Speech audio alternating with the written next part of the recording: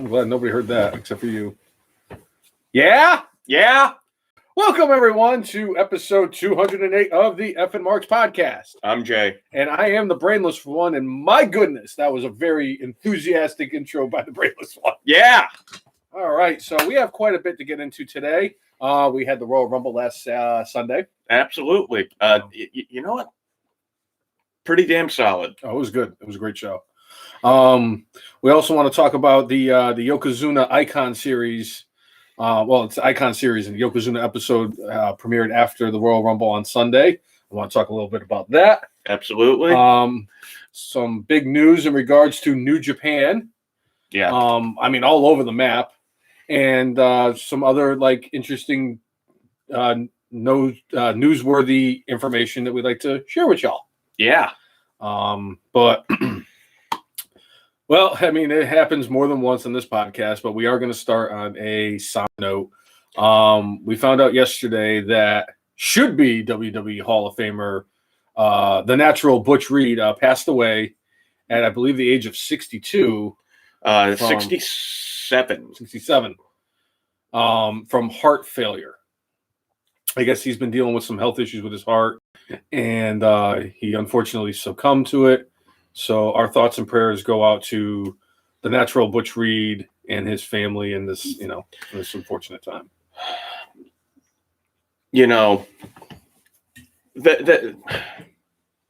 I enjoyed the heck out of seeing Butch Reed as the natural in WWF, Hacksaw Butch Reed in NWA and WCW, and then when he was part of the Doom team with Ron Simmons, and Teddy Long as their manager. Teddy Long did not have to make a tag team match. Well, I guess he did make tag team matches for Doom. But I enjoyed the Doom storyline. The thing that was so fun about that, they started off as masked, superstars, and then there was that intrigue and what have you. And I think anybody who was a wrestling fan out there knew Ron Simmons and Butch Reed were the guys under the masks. But the whole reveal of that and the feuds that Doom had with the Steiners, with the Legion of Doom, with the Four Horsemen, all of them were top notch. It's why I loved watching WCW back in the day. And this man has a Hall of Fame worthy career, and yet is another one of these legends that Vince McMahon, for whatever reason, decided that he was not going to honor with a Hall of Fame induction into the WWE Hall of Fame. And you and I can sit here and go through a laundry list of people, i.e. Vader, King Kong Bundy, guys who have passed away that should have already been in the Hall of Fame before, their untimely passing. And obviously there's still guys that are still alive that should be in the Hall of Fame, guys like Rick Martel and, in my opinion, the Mountie, who should be well deserving of a WWE Hall of Fame induction. For me, though, for Butch Reed, what really stood out for me is actually an F and Marks Hall of Fame moment, Clash of the Champions 13. Yeah. He did get the main event going up against Ric Flair on Clash 13, and him and Ric Flair put on a solid match. There was only two really solid matches from the show. The first one and the last. But, I didn't really know too much about Butch Reed during his WWF days. Obviously, I know him now a little bit more so from his days when he was in Doom with Ron Simmons. And, he was a tremendous talent. And if you think about it, he does have a victory over a WWE Hall of Famer at WrestleMania. He does. So, and that's always been part of my, he never won a title in WWF, but he was, multiple time champion, tag team champion in WCW. During his run, I think he was in the Missouri, the St. Louis territory. He won the title, several titles there. And I believe what the heck you call it? He had some run-ins with the Orton family But even beyond that, though, to see like the outpouring of specifically like Booker T or Stevie Ray, Butch Reed, it helped he and Booker out an awful lot, and it was always a great time when Butch Reed was around. But again, it's just a shame that a guy like this who had so many accolades in his career goes like unnoticed because of whatever reason, right? From Vincent Kennedy McMahon. It's unfortunate, but obviously, R.I.P. to Butch Reed, the natural Butch Reed, Hacksaw Butch Reed, whatever you remember him for. It's unfortunate that you passed. He had a couple of heart attacks recently, and they said it was complications from that. So,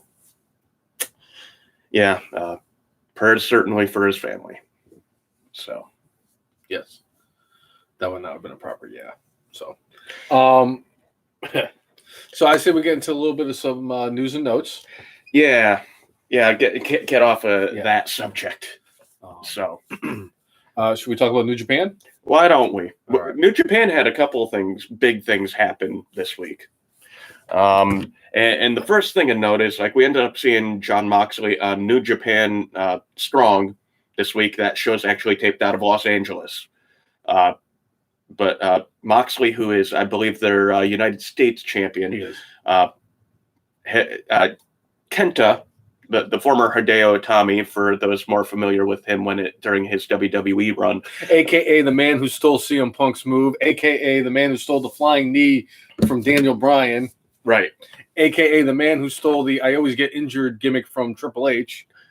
So, sorry, at the very end of this show, Jon Moxley comes out, and he and Kenta have a stare down. Moxley puts the U.S. title in front of him, and like they go off the air. Then a couple nights later, we end up getting Kenta in the AEW ring and using CM Punk's move to take out Moxley. But saying all that to like AEW and New Japan officially have a working relationship with each other. I'm shocked.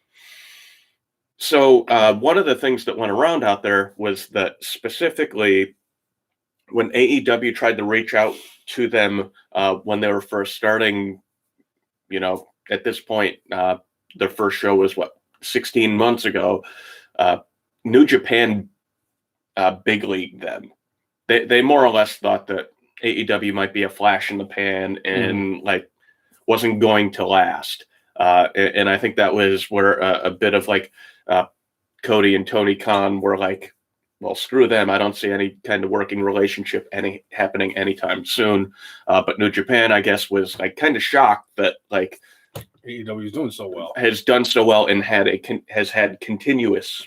I will say this, and I think they were justified in that because you don't know what you're to expect from a brand new wrestling organization, and the fact that they have been doing really well, especially in the demos, because at the end of the day, isn't that what that's what you try to get the ratings? And like a lot of people were expecting it was like 500,000, right? They were expecting them to do 500,000 when they first started, and then like they would have been thrilled with a 500,000. 500,000, and they've been consistently getting 500,000 each and every week. Over 500,000. They've been consistently closer to 800,000 every week, which, I mean, again, if they would have been thrilled with 500,000, they're doing that times and a half. The fact that, Turner gave them another show, and they're going to have another new show coming up, and then they're using Cody Rhodes to promote some other show. Yeah, because Snoop Dogg are working together, right? Yeah. Shaq. Snoop Dogg. That is Snoop Dogg. Well, Snoop Dogg, I think, for the show, Shaq for wrestling. Okay. But obviously, Turner has been very happy with what they've gotten from AEW, and they're consistently, I think, in the top 5 for the 18 to 49 demo, which is the one advertisers want because those are generally the people who have money and want to spend money. So New Japan and AEW obviously came to some sort of agreement. That's what allowed Moxley to be on their show and what's allowed Kenta to come on their show. So between that and the fact that, we've got the ongoing Impact partnership, that's big things for AEW. I enjoy the fact that they are getting global partnerships, and that's kind of how they're helping build their own brand, but it's also helping build those brands in the United States. And part of that is New Japan announced a deal for their TV show to go on Roku TV starting February 11th. And it's going to be on every Thursday at 5 p.m. Eastern Standard Time after that. So you will be able to watch New Japan for free if you have a Roku. What happens if you pay 999 yen a month?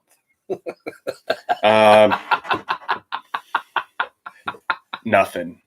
Anyway, so any of you tuning in for the first time, make sure you like us. Make sure you set up notifications so anytime we go live, you're tuning in. Make sure you share out this podcast. And you get to see this brainless fuck talk about professional wrestling every week. Right. So, but, I think this is great stuff for New Japan. I think it's great stuff for AEW, and it's a great thing for wrestling fans. And now we have more options to see the type of wrestling we want, and we don't have to just say yes to Vince McMahon all the time. And I'll say this. I think the one thing that has been hurting New Japan for all these years is that they don't have the exposure here in the United States. And I'll tell you, a lot of those guys who have made a name for themselves over in New Japan and have actually made a name for themselves, got recognized from time that they had in WWE. Because if you think about it, two of the biggest names that they have in New Japan are Zack Sabre and Kota Ibushi. They both were in the Cruiserweight Classic. In fact, they were actually expected to be the finals of the Cruiserweight Classic. And when they both were like, nah, we're good with signing with WWE, that's when they called an audible and said, all right, we're going to give it to TJ Perkins. Yeah. And we see how that worked out.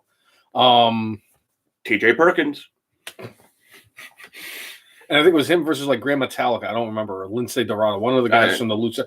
Now one of the guys, the guy who ended up winning it is now in, I don't even know where the hell he is. I think he's in Impact. I think he's Impact, right? And the other guy is in a Lucha House Party. So good job with the Cruiserweights. So maybe Sabre and Ibushi knew what they were doing. But a lot of these guys really don't have the exposure that they get other than maybe the hardcore wrestling fans, the guys like you and I who know who these guys are. Yeah. So that when guys like Adam Cole, baby, are showing up on NXT, people are like, people are just like, oh, and it could go from going, oh, I'm Adam Cole to Adam Cole, baby.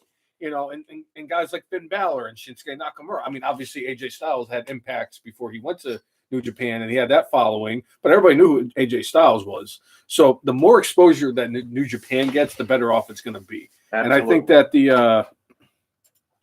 I think that this partnership is going to be good for them. I also think that them getting the time for on Roku as well is another way to gain some really good exposure. And I'm happy. I really am, because like you said, it's good to have alternatives so that we're not just stuck watching the garbage that Vince McMahon pours down. And it's not always garbage. To be fair, it's not always garbage. Hey, that's my line. I know. So yeah. But yeah, I think it's good. It's such good shit, pal. It is. So, yeah. And other news in regards to New Japan is the fact that Kenta appeared twice on TV in the same week and did not get hurt either time. I was impressed. I mean that's the shocking. That's the greatest shocking. That's the greatest thing that ever happened. He's the only person I've ever seen who got injured cutting a promo. Right. Well, I guess this isn't injured. This is just hurt. Ric Flair did end up bleeding from a promo. No, that doesn't count. Ric Flair freaking blades all the time. There really is 3 guarantees in life: death, taxes, and Ric Flair is going to blade himself. Right. All right. And before we get into the meat and potatoes of the episode, either he has officially re-signed or at least has verbally committed. Cesaro will be staying with WWE for a while. As much as I would like to see him go somewhere else and get an opportunity that he might not have here, I just enjoy watching Cesaro each and every week. I don't care what show he's on. And I think that because he's been there for, I think it's 8 or 9 years that he's been there now, I'm glad to see him come back to WWE. I think he's better suited there. He's going to make the most money there. And right now, I think that AEW has the nucleus that they want to work around, that they can build around, because this whole Kenny Omega thing is what this whole Kenny Omega thing is. It's Sure. probably best for him to just stay in a familiar territory than to try to expand outwhere to elsewheres. Well, and he's been developing, his audience, his brand with WWE for all these years. You don't want to, it wouldn't be trashing all of that to start somewhere new, because obviously if he went to AEW, people would know him. Right. If he went to Ring of Honor and Impact, people would know him. But in general, you do, to an extent, start new. Yeah. So there's that. Then also this week, Cutler from the Forgotten Sons was released. You had it right the first time. Right. Allegedly, this kind of dates back to about a month ago. Apparently, he contracted coronavirus and did not tell anybody. And Vince McMahon was not pleased. I wonder why. So basically, I think they've said that the door is open for him to return in the future, but it does not look. I mean, like, if somebody signs him that's not WWE, are you going to be like, oh my God, they got Cutler? Steve Cutler was such a big Impact player. Yeah, I don't think think so. Is he related to Jay Cutler? He might be. You never know. But anyway, like the Forgotten Sons, like I thought that when they first brought them up to the main roster, I thought that they could be similar to Elias, where Elias didn't really make any waves in NXT. But when he went up to the main roster, it's like he made some tweaks to his character, but his character worked better on the main roster. Oh, yeah. Where I thought the Forgotten Sons might possibly work better on the main roster, and they quickly proved me wrong. By the way, whoever had Steve Cutler as the first member of the Forgotten Bums to get released, yeah, I don't believe you. Yeah. Sorry, everybody had Jackson Riker. Yeah. But that's a very good analogy. I actually like that, because you're right. I mean, Elias did the most with what he had, and he developed.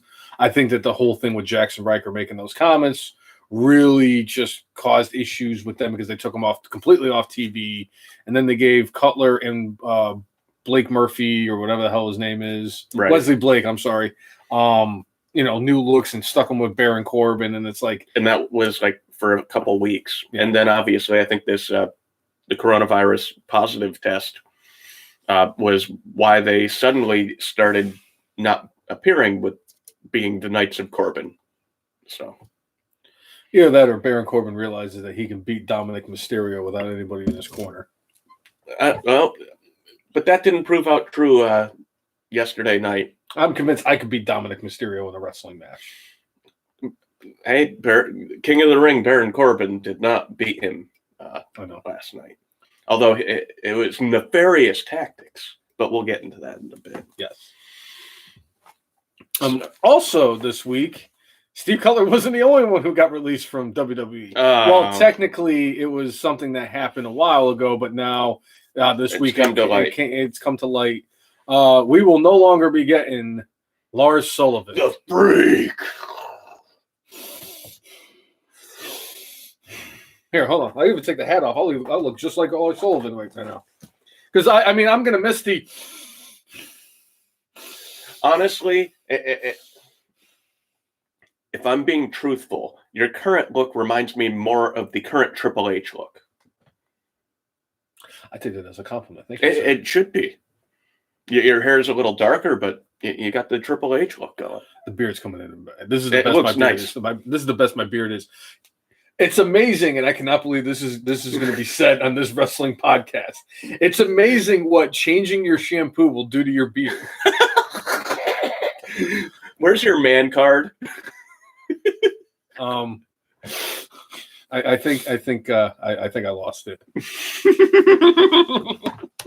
Which is funny because my man card actually lasted longer than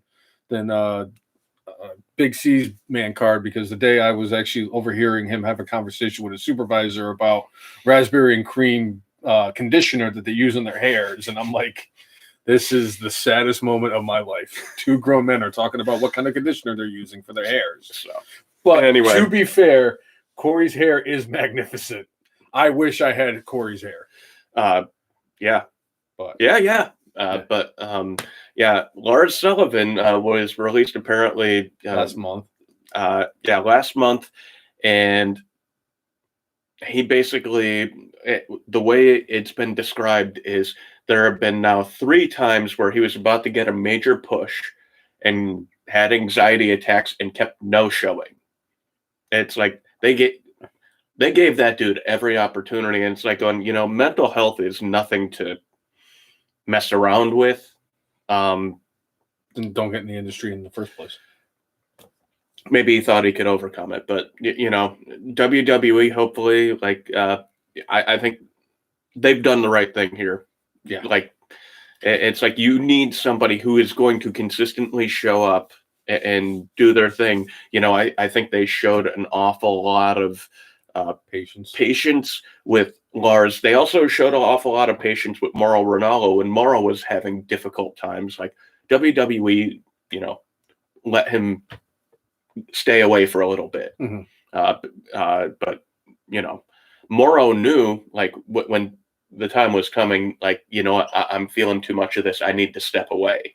Where it doesn't feel like Lars Sullivan did that, and it doesn't feel like Lars informed people. Like he just didn't show up, and that forced WWE to figure out how to do things on the fly, which they do every week because Vince.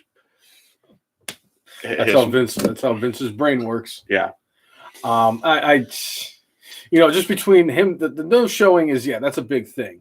It also doesn't help the fact that he had the whole thing that came out when he was saying he said all these things on the bodybuilding website all those years ago. And then it came out that he did the gay porn. Not that there's anything wrong with it or anything, but it just kind of contradicted what he said on the bodybuilding websites. And then he's going on there and asking married women for,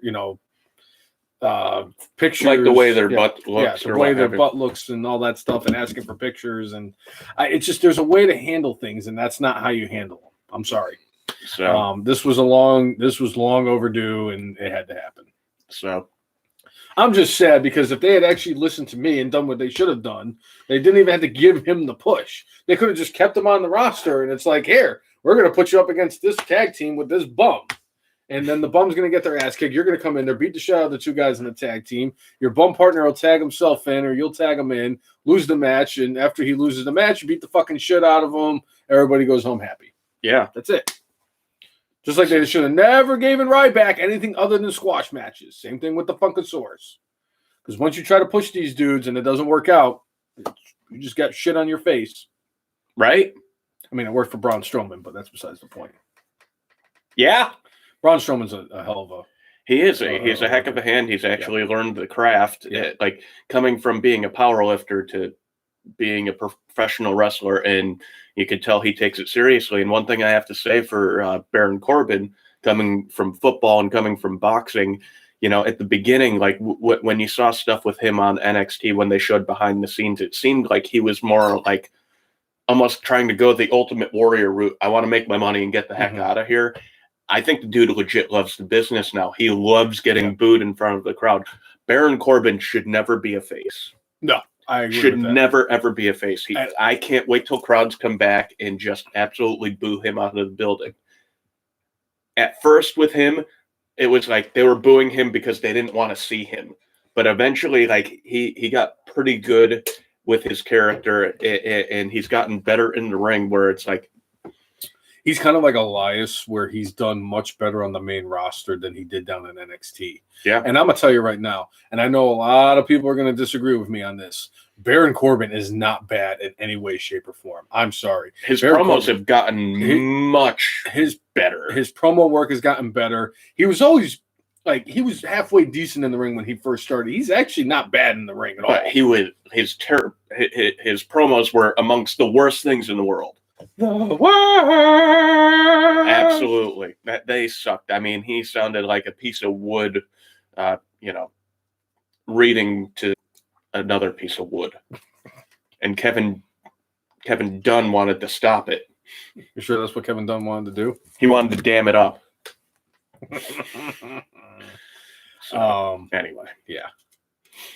But yeah, so sorry, Lars. See you later. Have a nice life. You will not be a problem for WWE anymore. Yeah. All right. So do we want to get into the Royal Rumble?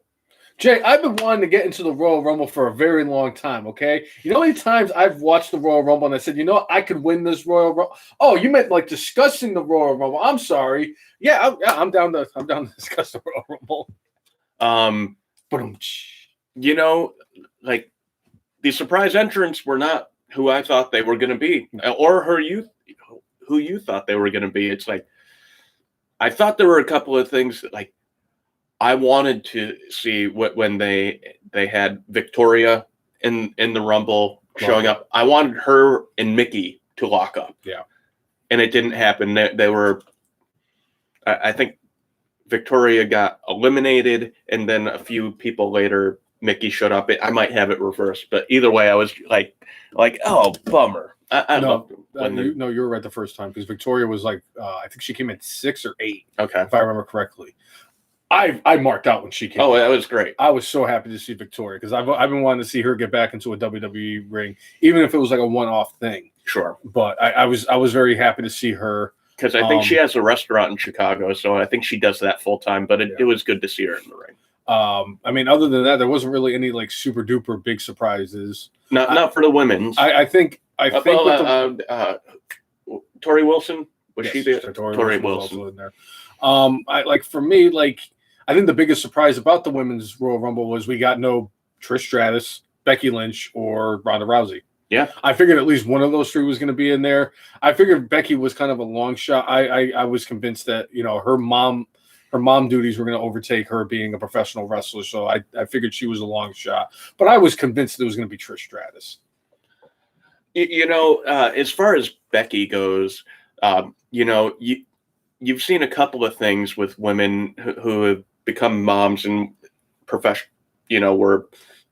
were and are professional wrestlers. Like Mickie James, after she had her baby, like almost quit professional wrestling because she wanted to be a mom and like had a hard time leaving home, but eventually she kind of like, you know what, yes, I want to do this. I could still be a mom and still wrestle at the same time. But then, I forget who it was, but sometimes there are women who, like, they'll go out and then like a couple months later they're back. Like Madison Rayne wrestled for many more years and worked into Impact until like a month ago. Yeah. After she became a mother. So I was not sure, like, but based off of the fire of the Irish Lass, I thought that, hey, it's been 2 months, maybe she'll show up. But she didn't, but her fiance did. He had been off TV for a little bit, but made his triumphant return at the Royal Rumble. I want to call it triumphant if he didn't win it. Wow. The brainless one has kind of rubbed off on Cousin Jay, hasn't he? Yeah. Oh, that's unfortunate. Sad. I do agree that the surprises in the men's Royal Rumble were much better than the surprises in the women's Royal Rumble. I mean, like I said, nothing against Victoria. I was thrilled to see Victoria. And it's fine seeing Tori Wilson in the match, too. Yeah. And I wouldn't call, Mickie James a return. Am I remembering right that Alicia Fox was in there? We forgot about somebody very, like, when they came out, I started laughing because I thought it was the dumbest person they could have brought back. Jillian Hall. Oh, yes, Jillian Hall. But her with Billy Kay. Match made in heaven. Absolutely a match made in heaven. It was as good as the Macho Man and Miss Elizabeth in the main event of SummerSlam. I'm not gonna lie, Jay. When Billie Kay came out to the ring and she had her resume and she was sitting at the broadcast booth, and every time somebody came out, she would go and hand them the application, like her resume and everything. I wanted all the women after she came out to just shoot her down, and then she just sat at the broadcast team the entire time until we got to like the last person. If she had won the Royal Rumble that way, I would have died, and it would have been fantastic. I think the outcome of what we got was much better because it did showcase two of the younger up-and-coming stars that the WWE Women's Division has. Sure. I was very pleased with that. I love the fact that the two of them were together to eliminate Charlotte. Yeah. They booked the Women's Royal Rumble perfectly. They did. When you had that final three, you're like, I could see any of these three winning this match.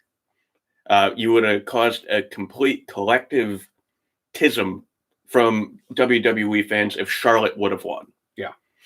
Neckbeards would have been pissed for sure. Yeah. But, Bianca Belair, like, she was one of the favorites going in, and I went with like two like dark horses who weren't even mentioned in being in the Rumble as like my picks. So, but if there were like of the active roster, I would have said Bianca, but I didn't want to pick a favorite. I wanted to go like, I'm gonna go with something a little out there. Well, it could have been worse. I mean, somebody last week picked Rhea Ripley as a dark horse, and I'm like, not a dark horse. No, you're not a dark horse. You're the second favorite to win this match, or third favorite. Right. But I'm sorry. As a horse racing aficionado, I've been, you don't bet against a sure thing. I'm sorry, you just don't. And Bianca Belair was the closest thing to a sure thing for me last week. I would have put her as my lock of the week. Very happy to see her win it, though. Very happy. She's well deserving of this opportunity. And it shows that WWE is willing to push some of the newer women out there to give them an opportunity to help build up and continue building to have a successful women's division. And this is a step in that right direction. So with that, like they've kind of gone different tacks with the different Rumble winners, where Bianca, I mean, it seems pretty clear she's going to be going against Sasha. Mm-hmm. But for the men's Royal Rumble, the Rated R superstar Edge made his triumphant return. There you go. Much better. To a WWE ring, and lasted nearly an hour, and is going to be main eventing WrestleMania. But we ended up seeing Edge on all three shows this week. We saw him on Raw, NXT, and SmackDown. What? Yeah. But with the men's Rumble, it did my heart great things to see Christian come out. And apparently Christian had gone to Pittsburgh, quietly gone to Pittsburgh the week before the Rumble to get cleared to wrestle. One thing that always bothered me about the end of Christian's, what we believe the end of Christian's career was, he had done so many great things in his WWE career, and there was no sort of send-off. There was a throwaway line that Jerry the King Lawler had on Monday Night Raw that said, "Oh yeah, Christian's retired." And it's like, what? When? Who said that? But Christian had gotten a ton of concussions over his career, and I think those build up after a while. But when Daniel Bryan came back, that was, I think, now the first foray in getting people who have had concussion issues to possibly be able to come back. The fact that it had been 7 years since Christian was in the ring, which meant 7 years without concussions, I think obviously he's probably going to wrestle a little bit different. Yeah. But with Daniel Bryan, since he's been back, he wrestles a little different, but it doesn't look much different than it did before.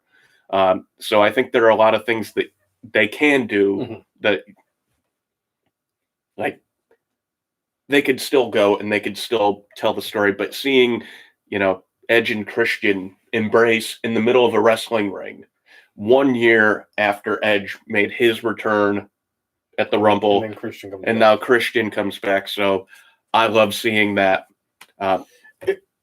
It was my second favorite reunion embrace that happened during the Royal Rumble on Sunday. Okay? Tell us about your first favorite. Because my first favorite was we finally got the reunion of one of my personal favorite tag teams, the Bar. As Sheamus and Cesaro actually were in the ring together and had a bar moment, and I was so happy about that. I mean, obviously, anything that Sheamus does, I'll be a fan of. So it's a shameful thing. Lobster head. So are you saying that your third favorite embrace of the match was when Team Hell No embraced? If Dr. Shelby was there, it would have taken it up another level. Agreed. But Kane was another surprise entrant. He's got mayoring to do in Knox County, but I think they bring him back for the Rumble to help pad his stats. Oh, yeah, because he's been in the most Rumbles. And he has the most eliminations. So he got another Rumble that he entered, and he got another few eliminations. Yep. Not bad for a night's work, but like when he and Daniel Bryan had that moment where they're like looking at each other, and Daniel Bryan's like, and like, I'm like, this isn't going to end well for Daniel Bryan. And it didn't, but it was still, good, fun moment. And like, one thing I know Dolph has been with WWE for a long time. That was his 14th Royal Rumble. Dolph is now in second position all time for most Rumble matches. Is he tied with The Miz now? They announced that he's been in 14 of them. 14 Rumbles. Okay. I think he's beyond The Miz because, like, I want to say that, like, obviously, I think his first one was like 2006 with the Spirit Squad. Oh shit! But here's the thing: like, I could have swore I think in the 2016 Rumble, I want to say The Miz was at 10 or 11 at least for appearances in the Royal Rumbles. That's a really good. I want to look into that a little bit. So, I want to see like who's on those lists and everything. Because I know Kane is the all-time leader. I think he's 18. Yeah, he's a goat, and Kane is one of those guys that could be a Hall of Fame, like a headlining Hall of Famer in my book. Yeah, unless they put him and the Undertaker in at the same time, and I would be 100% on board with that. Chris Brown did bring up a really good point. Basically the internet wrestling community is pretty upset because of the fact that a guy like Edge has won the Royal Rumble because he's an older dude instead of like a newer star that they could have pushed. And I would say in this scenario, I think Edge winning the Royal Rumble was just a better story. Because if you think about it, the guy who's been out of wrestling for 9 years comes back last year from a very it's a bad. I mean, the neck is something you don't want to fuck with. The neck and the back are the two, or in the head, really, if you think about it, are the areas you really don't want to mess with, and because the dude can end up paralyzed or even dead. And the fact that he was able to come back last year, and he came back and he had that great rivalry with Randy Orton, continues. So, yeah, to have. So I think that obviously people would think that a matchup of like Brock Lesnar versus Roman Reigns would be a bigger attraction. Or, somebody like Daniel Bryan, who's been part of SmackDown since they did the split almost 5 years ago. But come on, how is that not a great story? Edge winning the Royal Rumble to come back to main event WrestleMania against the head of the table. And when you look at it, Edge never lost the world heavyweight title. Yep. He brought that up, like, hey, I'm coming back to win the championship. I never lost. And when I came back, so when he signed his contract with WWE, it sounded like there were a limited number of appearances, but it was, I think, an interview he did this week. He's like, no, I'm going to be here to tell the story that needs to be told. If WWE thinks it's better for me to be in this position to main event WrestleMania, I'm going to do all I can, and I'm going to be there all I can to make this, the best story that I can make it. Roman Reigns is certainly he's performing at the highest level he has in his entire career at this point. And Roman Reigns is getting up there as far as like being more legendary status. How do you sit there and elevate a guy that's already at that status? You put a legend in the ring with him. So I have zero problem with that. Edge is there to elevate a younger star. Roman Reigns is the guy right now. But if you want to bring Roman up to another level, like as much as I appreciate like the matches and the story that they've told with Kevin Owens and with Jey Uso over the last several months, those guys do not bring Roman Reigns up to that level. A guy like Edge can, a guy like Brock Lesnar can, but we've seen Brock Lesnar versus Roman Reigns at WrestleMania several times already, and Roman Reigns is even brought up. We may not have seen the last of that match at WrestleMania either. No, because they had to have their rubber match, technically, if you think about it. And, the thing is I think WWE and Brock Lesnar are both waiting for fans to show up again. Brock Lesnar could do whatever the fuck he wants. He's Brock Lesnar. Yeah. Although, now that I've been thinking about it, I really do think that the match that you've been talking about for months and months, and hell, even years, we might be getting that. We might be finally getting Brock Lesnar versus Bobby Lashley, and I think that's going to end up happening at WrestleMania. WWE, especially now that there's been talks, they're going to have 27,000 people, I think, at WrestleMania this year. Yeah, somewhere around that. For both nights, obviously. You have an opportunity to stack this card for the first show that you've had where actual fans are going to be sitting in the stands for, and well over a year now. You have a chance. You can put together the perfect card. Edge and Roman Reigns is a nice building block to build this great card. Bianca Belair and Sasha, just take all the history of it all, of what it's happening. The fact that I think the Sasha Banks of the four horsewomen has the capability of being the best of the four horsewomen, and Bianca Belair is a great worker in the ring. And I think those two are going to mesh well together for the SmackDown Women's title.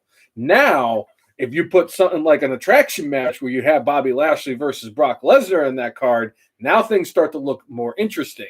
And you have all these other chances. Now you still have what you're going to do with Drew McIntyre. And it possibly could be against... It could be Sheamus at WrestleMania. I mean, it looks like he could be McIntyre's next opponent, and McIntyre on Monday Night Raw, and we'll get into that, I guess, more in a minute, but more or less hey, Sheamus, you wanted a shot at the title? All right, let's do this. I mean, obviously, it does look like they're setting up for Bad Bunny to somehow have a match. Yes, I know, Jay. Please, let me just talk about it. Can I just talk about it briefly and just get it over with? And if it has to come later on in this podcast, somewhere near the end of it, then so be it. Because I'm pretty sure that you and I are on the same page with that. And it does look like it looks like Bad Bunny's going to be getting a match. Bad Bunny, who I had no idea who the fuck it was until they started promoting him for the Royal Rumble, by the way. And the fact that they're going to try to attract people in with Bad Bunny. And there's actually people out there that said this is a good thing that WWE is doing. But anyway, it looks like Bad Bunny's going to be getting a match. If this means that Damian Priest gets put on the WrestleMania card, so be it. I like Damian Priest a lot. And I think he's going to be a great worker on the main roster. And I know he's, not the ideal age for somebody who's just getting up there. But, hey, it's better, in the words of Cheech Marin and Ghostbusters 2, better late than never. So Chris Brown's saying the Bad Bunny and Damian Priest versus Miz and Morrison. That's probably what it's going to be. I mean, with the way they've been booking Miz and Morrison lately, and it's fine. I think with Miz and Morrison at this point, I wish that they were booked. It's been hot and cold for me how they've been booked lately, but I wish they were a little bit higher up on the card in general and not seen so much as a joke. But based off of how they've been booked, you know what? They'll get on the WrestleMania card and they'll have a pretty high-profile match just because they're getting an outside celebrity to be part of it. It does seem like that happens quite a bit with Jon Morrison at WrestleMania. As you remember correctly, the Snooki was involved in a match with Jon Morrison and Dolph Ziggler were both in. I mean, that caused a tism for Morrison because he wanted his girlfriend to be in the match. Yeah. I will say this, Snooki did not embarrass herself or the entire No, she was good. She was good. They used her like gymnastics background to teach her a couple of moves so she could do her thing. Yeah. Much better than Drew Carey. But has been floating around as a rumored match for WrestleMania. They're talking about for the first time in WrestleMania history, the NXT Championship could be defended that night. And I know I said I would love to see like an NXT versus NXT UK champion, Walter versus Finn Balor. But if it's looking like what it's looking like right now for the NXT Championship, that possibly could be happening at WrestleMania. Are you kidding me? Pete Dunne versus Finn Balor? Yeah. Yeah, sign me up. Absolutely. Like I said, they have a great chance here, and I hope they do the right things with it. Well, and that's another thing. I mean, they teased this week on NXT. It's like Edge versus Pete Dunne, Edge versus Finn Balor at WrestleMania. Yeah. If they decided to swerve us in that way, it's not the worst thing in the world. And it is the one title he has not held. Yeah. So. Oh, God. Could you imagine the Rated R Superstar versus the Demon King at WrestleMania? Oh, my God. Yeah. Because there has been a lot of talks that they want to have Finn Balor on the WrestleMania card this year. And there's only two ways that can happen. He defends the NXT Championship, or he's in the Andre the Giant Memorial Battle Royal, which we finally get back. Yeah! Right. It's my third favorite match of the WrestleMania card. Right. What are your top two? Usually the two championship matches. Okay. It's usually the Universal, and it's usually it's like a combination of two of like the four main of the two men's and the two women's titles. And whoever is going against Goldberg. Yeah. Yeah. Because like if you think about it, last year the match I was looking forward to the most was the Firefly Funhouse. Right. No, that was the only match I was looking forward to last year. I was looking forward to seeing what the Boneyard match was all about. And Edge and Orton, who am I kidding? Yeah, and you know what? In general, Edge and Orton delivered. They just delivered for a little bit too long. You know how I hope wins the Andre the Giant Memorial Battle Royal? I don't know. Slapjack. Oh, Jay, you got to figure at this point, I'm going to try to find a way to finagle Slapjack into the conversation of the podcast at some point. Just expect it. It's like an RKO. You're going to get slapjacked. And speaking of RKOs and out of nowhere and what have you, I enjoyed the angle that they did during the Rumble match where Orton was injured and then basically disappeared for about 45 minutes. And then you're like thinking, oh, Edge just won.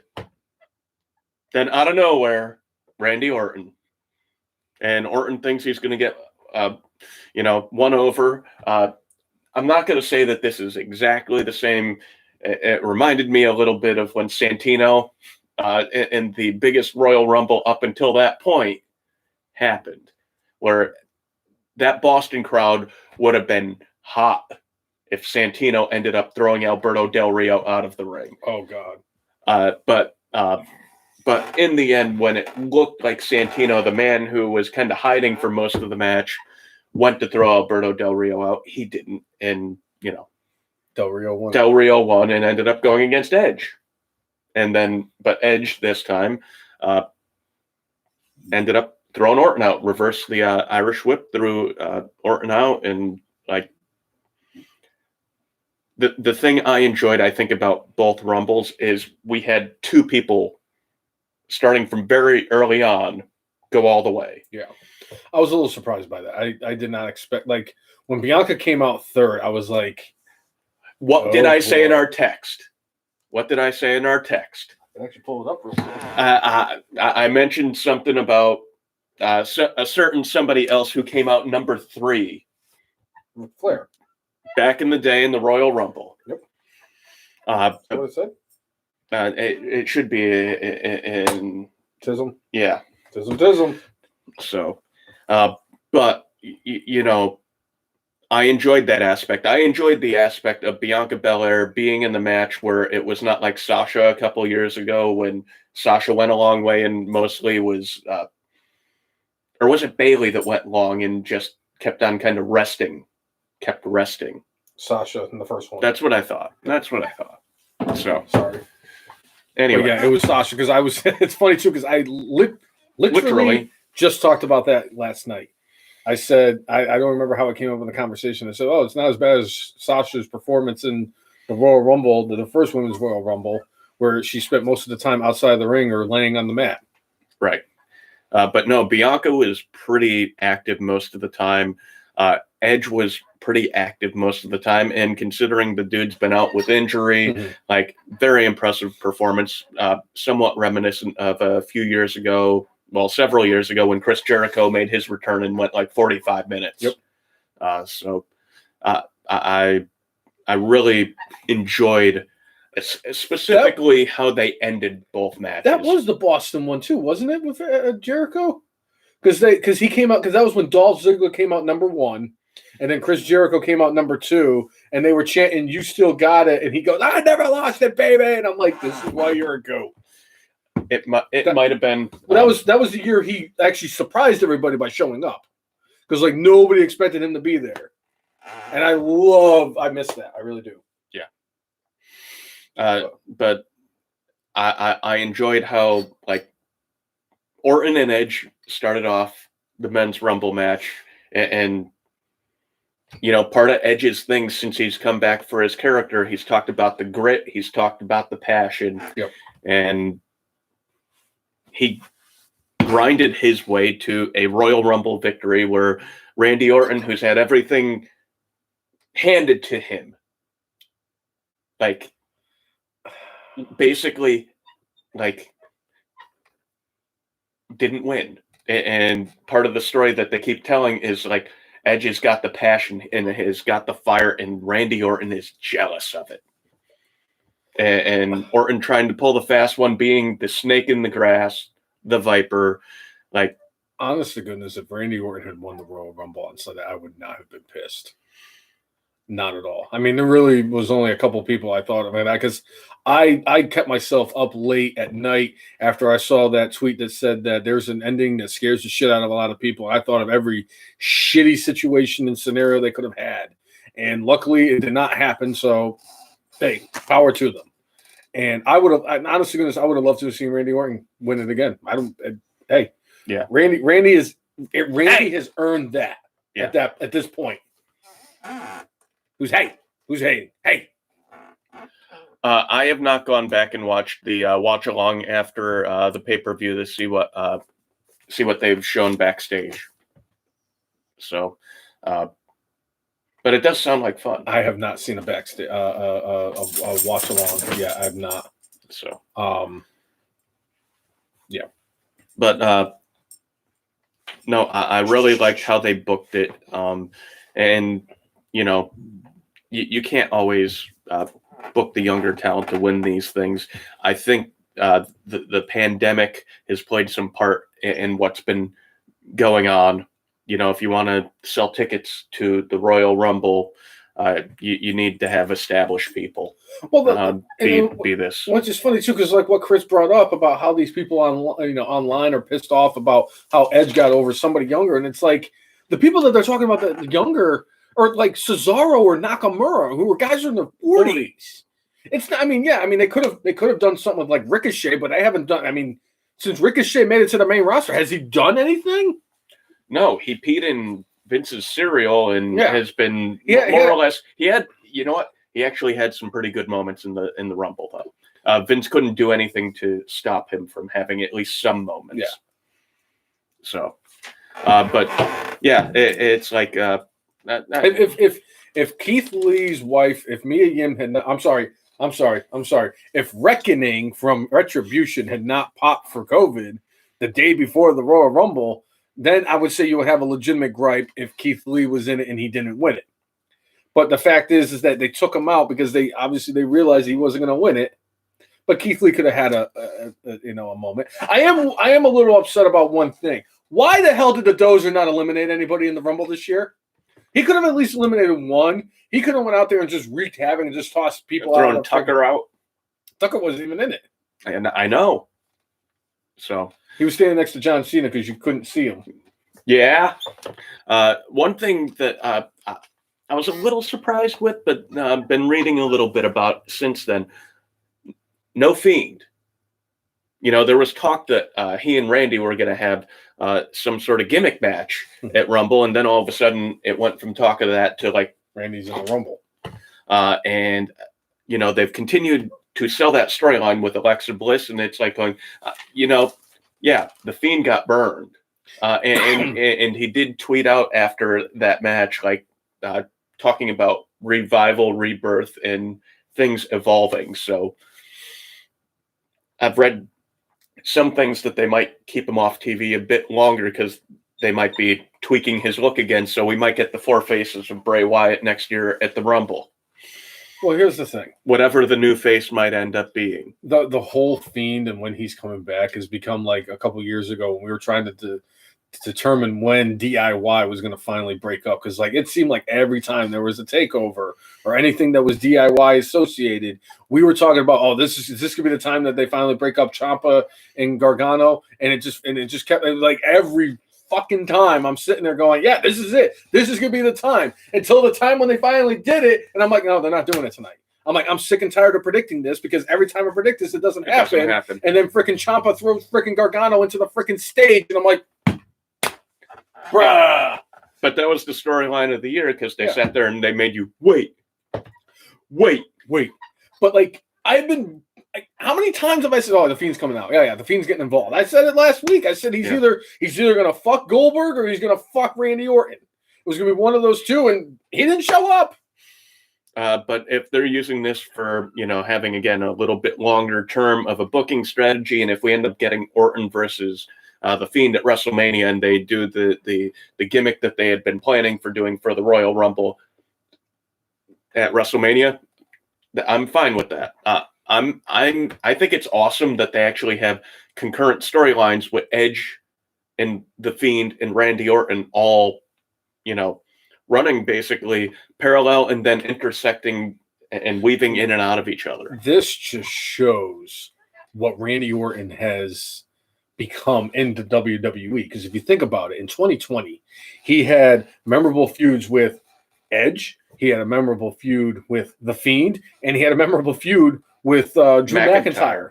Randy Orton had one hell of a 2020. And he is one of those guys that has earned that after the fact that it did seem like he got a lot of stuff handed to him. Now Randy's earning that shit. Randy has finally earned legendary status. And the fact is that he's a 14-time world champion. He's a multiple-time main eventer at WrestleMania. He's fought a who's who. I mean, he fought The Undertaker at WrestleMania, for crying out loud. Randy Orton has finally deserved to put himself in that top echelon of, and I'm surprised that I'm going to say this, Randy Orton's in that Hulk Hogan, Rock, Steve Austin, John Cena, Kurt Angle conversation. He's one of those guys. Yeah. He's finally established himself. And at the way the Roman Reigns is going right now too, give him another year, he's also going to be in that conversation. Because he's, like you said, he's doing his best work right now, and it's only going to get better. Chris, I'm going to say right now, I've heard things that they are planning something for Aleister Black for when he returns. And supposedly there's going to be some sort of big push for him, although we've heard that before with other superstars, and their big push was winning one match 1 week on Raw. And then they went back into the doghouse. So I'm going to take that information with a grain of salt. I'm going to go with Aleister Black right now is more in Vince's doghouse, and it has probably not much to do with Aleister Black. It has more to do with his wife. His taste in women. And I have absolutely no problem with his taste in women because his wife is gorgeous. good for you, Aleister Black. But agreed. Yeah, I'm going to say right now, Aleister Black is more in Vince's doghouse. Oh, yeah, absolutely. So. Sad. All right, so let's get to a couple of the solo matches. So we had Sasha Banks going against Carmella for the SmackDown Women's title. I enjoyed it. Carmella, I've become more and more of a fan of Carmella each and every week. The only thing I don't like about Carmella is the fact that her boyfriend is on the announce team for SmackDown, and every week we got to hear him drool over his girlfriend. Yeah, we get it, Corey Graves. You're dating Carmella. We get it. I've also seen Carmella without makeup on. That's not something I'd be proud of. Sorry. I'm sorry. I'm not sorry, but I'm sorry. But like, that's the one thing that's kind of sickening for me. And I think that this new gimmick's actually good for her. And her and Sasha had a great match on Sunday. So that's I enjoyed it. I enjoyed the feud. One thing I with the way their match ended, I didn't think that there was any need to continue anything beyond what happened at the Rumble. Yeah. But they're continuing something in some way because we saw, Reginald and Carmella last night. Oh, Reginald! Exactly. I disagree. Exactly. I love that.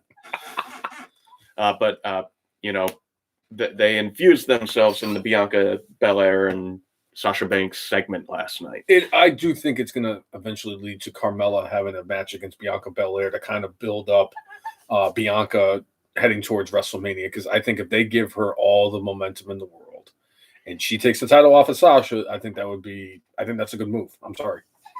I think it's good. Well, we'll see where they go. Overall, they told a pretty good story, and they did a pretty good job building this matchup. So not too terribly bad. Correct. All right. I like the new Carmella gimmick though. I'm a fan of it. Different. So then we had Nia and Shayna versus Asuka and Charlotte, and this was on the pre-show. Go ahead, Jay. I don't even want to bring up that fucking fat cow on the fucking podcast. That's all you are. Part of the reason why I enjoyed this match is, it's going to help pay dividends in a couple of weeks on the podcast. But we did have Nia and Shayna going over in this match and winning the women's tag team titles. To me, no shock there. So yeah, I have nothing to add to that. Okay, great. I have nothing to add to that. That's fantastic. I think I'm sorry. No, I'm wrong. There is one thing I'd like to add. Nobody got injured in the match, so that's a bonus. That is a plus. All right. Then we had Bill Goldberg versus Drew McIntyre. What a fucking waste of I enjoyed the pre-match stuff when they beat the hell out of each other. I enjoyed that like crazy. But once they got into the ring, it was basically a replay of every Goldberg match that you've seen in his last few years in WWE. It's like, and like I saw, he did an interview, I think on the Bump earlier in the day, and like he talked about breaking out a few surprises during the match, and I'm like, all right, ready for the surprise. And it didn't come, and again, I loved the pre-match stuff, but the match was just a carbon copy of what we've seen from Goldberg, and I know he's capable of more than that. I know that like they could tell the story a little bit differently each time. You don't always have to have him do like 3 spears and do a jackhammer and have that person kick out a few times and have Goldberg kick out of that person's move a few times. And his jackhammer, he messed up a little bit. It wasn't the cleanest one. It wasn't like Undertaker bad, but it was not the greatest. It was on par with the one he hit the Fiend in the whatchamacallit, the Super Showdown or whatever the fuck it was called. But Blood Money pay-per-view. Right. But It wasn't terrible. It was just, we've seen it before. We can do better. Yeah. And I hope the next time that they utilize Goldberg, they use him in a better way, or at least a different way, I should say. Use him in a different way. If you want to talk about bringing an older star to build up the new generation, this was a good example of it. And, having the handshake at the end, that was cool. My biggest takeaway from that was, yes, they had the little melee before the match even started, but before the bell even rang, Goldberg already looked gassed. It was probably because of the fact that he went from the visiting bullpen to the freaking ring, and they had to do that long-winded shit. And I was a little upset about that. That they started. I don't even think the bell rang. I don't even think that the two of them started beating the shit out of each other like 8:50 or 7:15. And I'm like, this is stupid. I'm like, you just wasted 15 minutes. I'm like, do we really need to see this long-winded one where you have to keep panning to Goldberg with his security walking through an empty baseball field where there's no fans going Goldberg? I just that was my biggest problem with that was they had to freaking milk the freaking entrance. It's like, bro, there's nobody there. Just get him out there. Don't drag this out longer than it needs to. You need to see Bill Goldberg, breathe the flames and do his kick. Get to the ring. And hey, if they want to show him, all right, Mr. Goldberg, come on out. And then he comes out and he gets, then they show him doing the pyrotechnics where he freaking looks like a dragon and all that shit. Fine. I don't need to see Bill Goldberg walking through an empty stadium with his security. And it took a lot away from it. And it kind of deflated me a little bit for that whole match. You love using that as a prop, don't you? Every week, you slapjack it. You slapjack it. Slapjack. Oh, shit. Yeah. I know. I kind of do like having the wall here. I like it. That might now be my good for this week is this wall. Right. So I break my hand, which would be my bad in about 6 weeks. Or probably 3 weeks now that I think about it. But, yeah. It was what it was. It was the Goldberg match we've seen a bunch of times in the last 4 years. Yeah.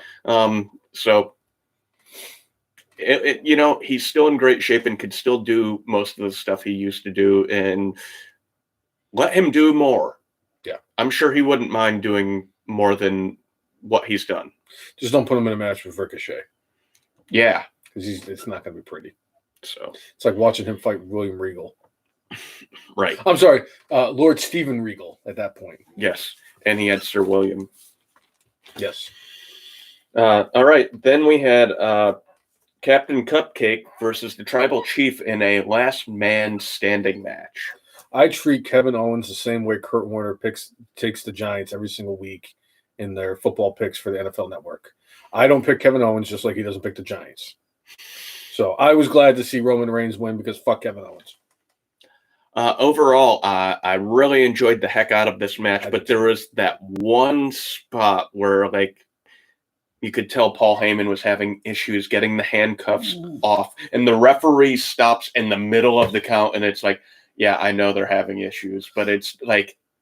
What got me is that they came out like a day or two later, and they said that the reason that Paul had a problem with the handcuffs was when he got cuffed to the thing, they were supposed to have the keyhole sticking out.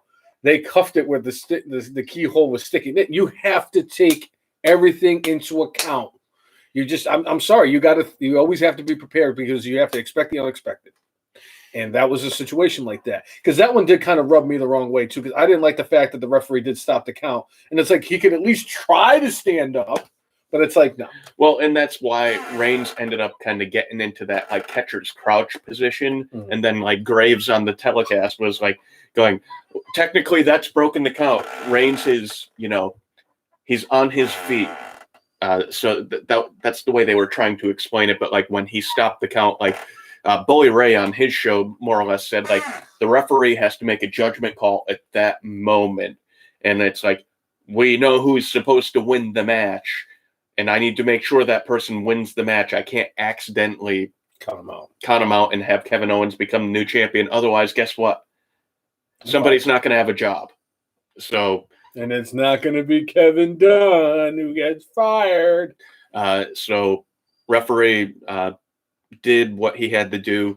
I'm not going to say it's the same level, but one of my favorite ref moments ever was in Impact Wrestling, where the ref was supposed to get knocked down by a move by Bully Ray, I believe. That they were supposed to lift a dude, I think, up for a power bomb, and the ref was supposed to get hit, or at least grazed.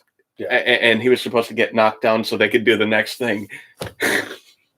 Goes up for the power bomb, and like you could tell there was about 2 feet of air between the ref's head and where, you know, the wrestler's head came up.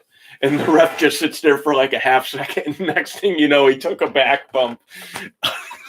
Was it like when if that was on Clash 13, that would have taken Clash 13 up another notch. It was so bad.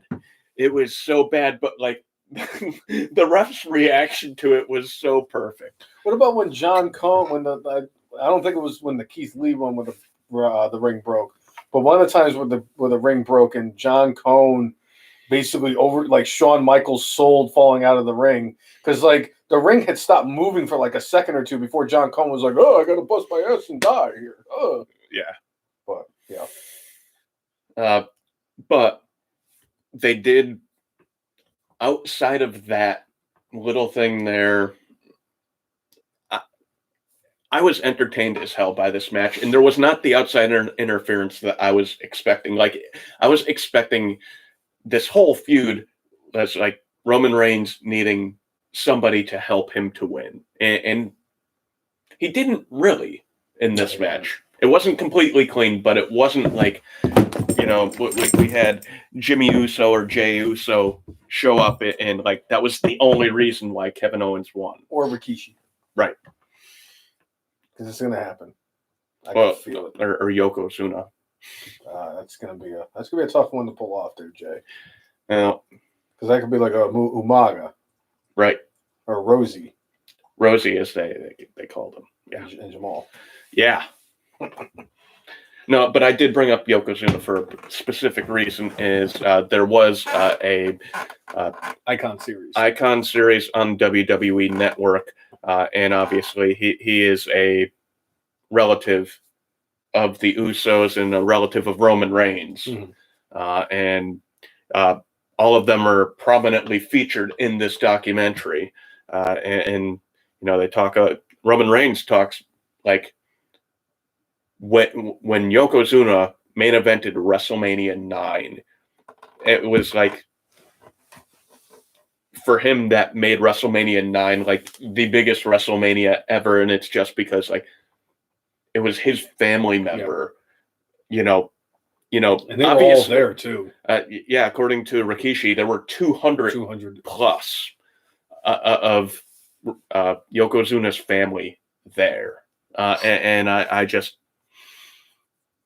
And it's just funny. We were talking about WrestleMania 9 before and how like the worst WrestleMania of all time, but like, you know, for them, that's the biggest one. It was the biggest one because it was finally like the WWF stamp of approval on like this dude and them, you know, the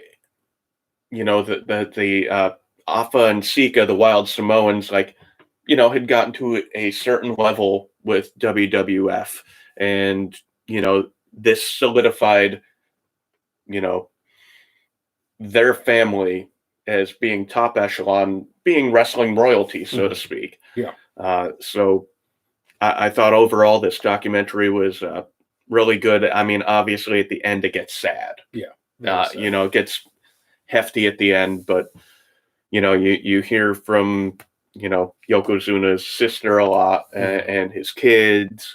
And it did my heart good to see Samu. You don't hear Samu talked about a lot, but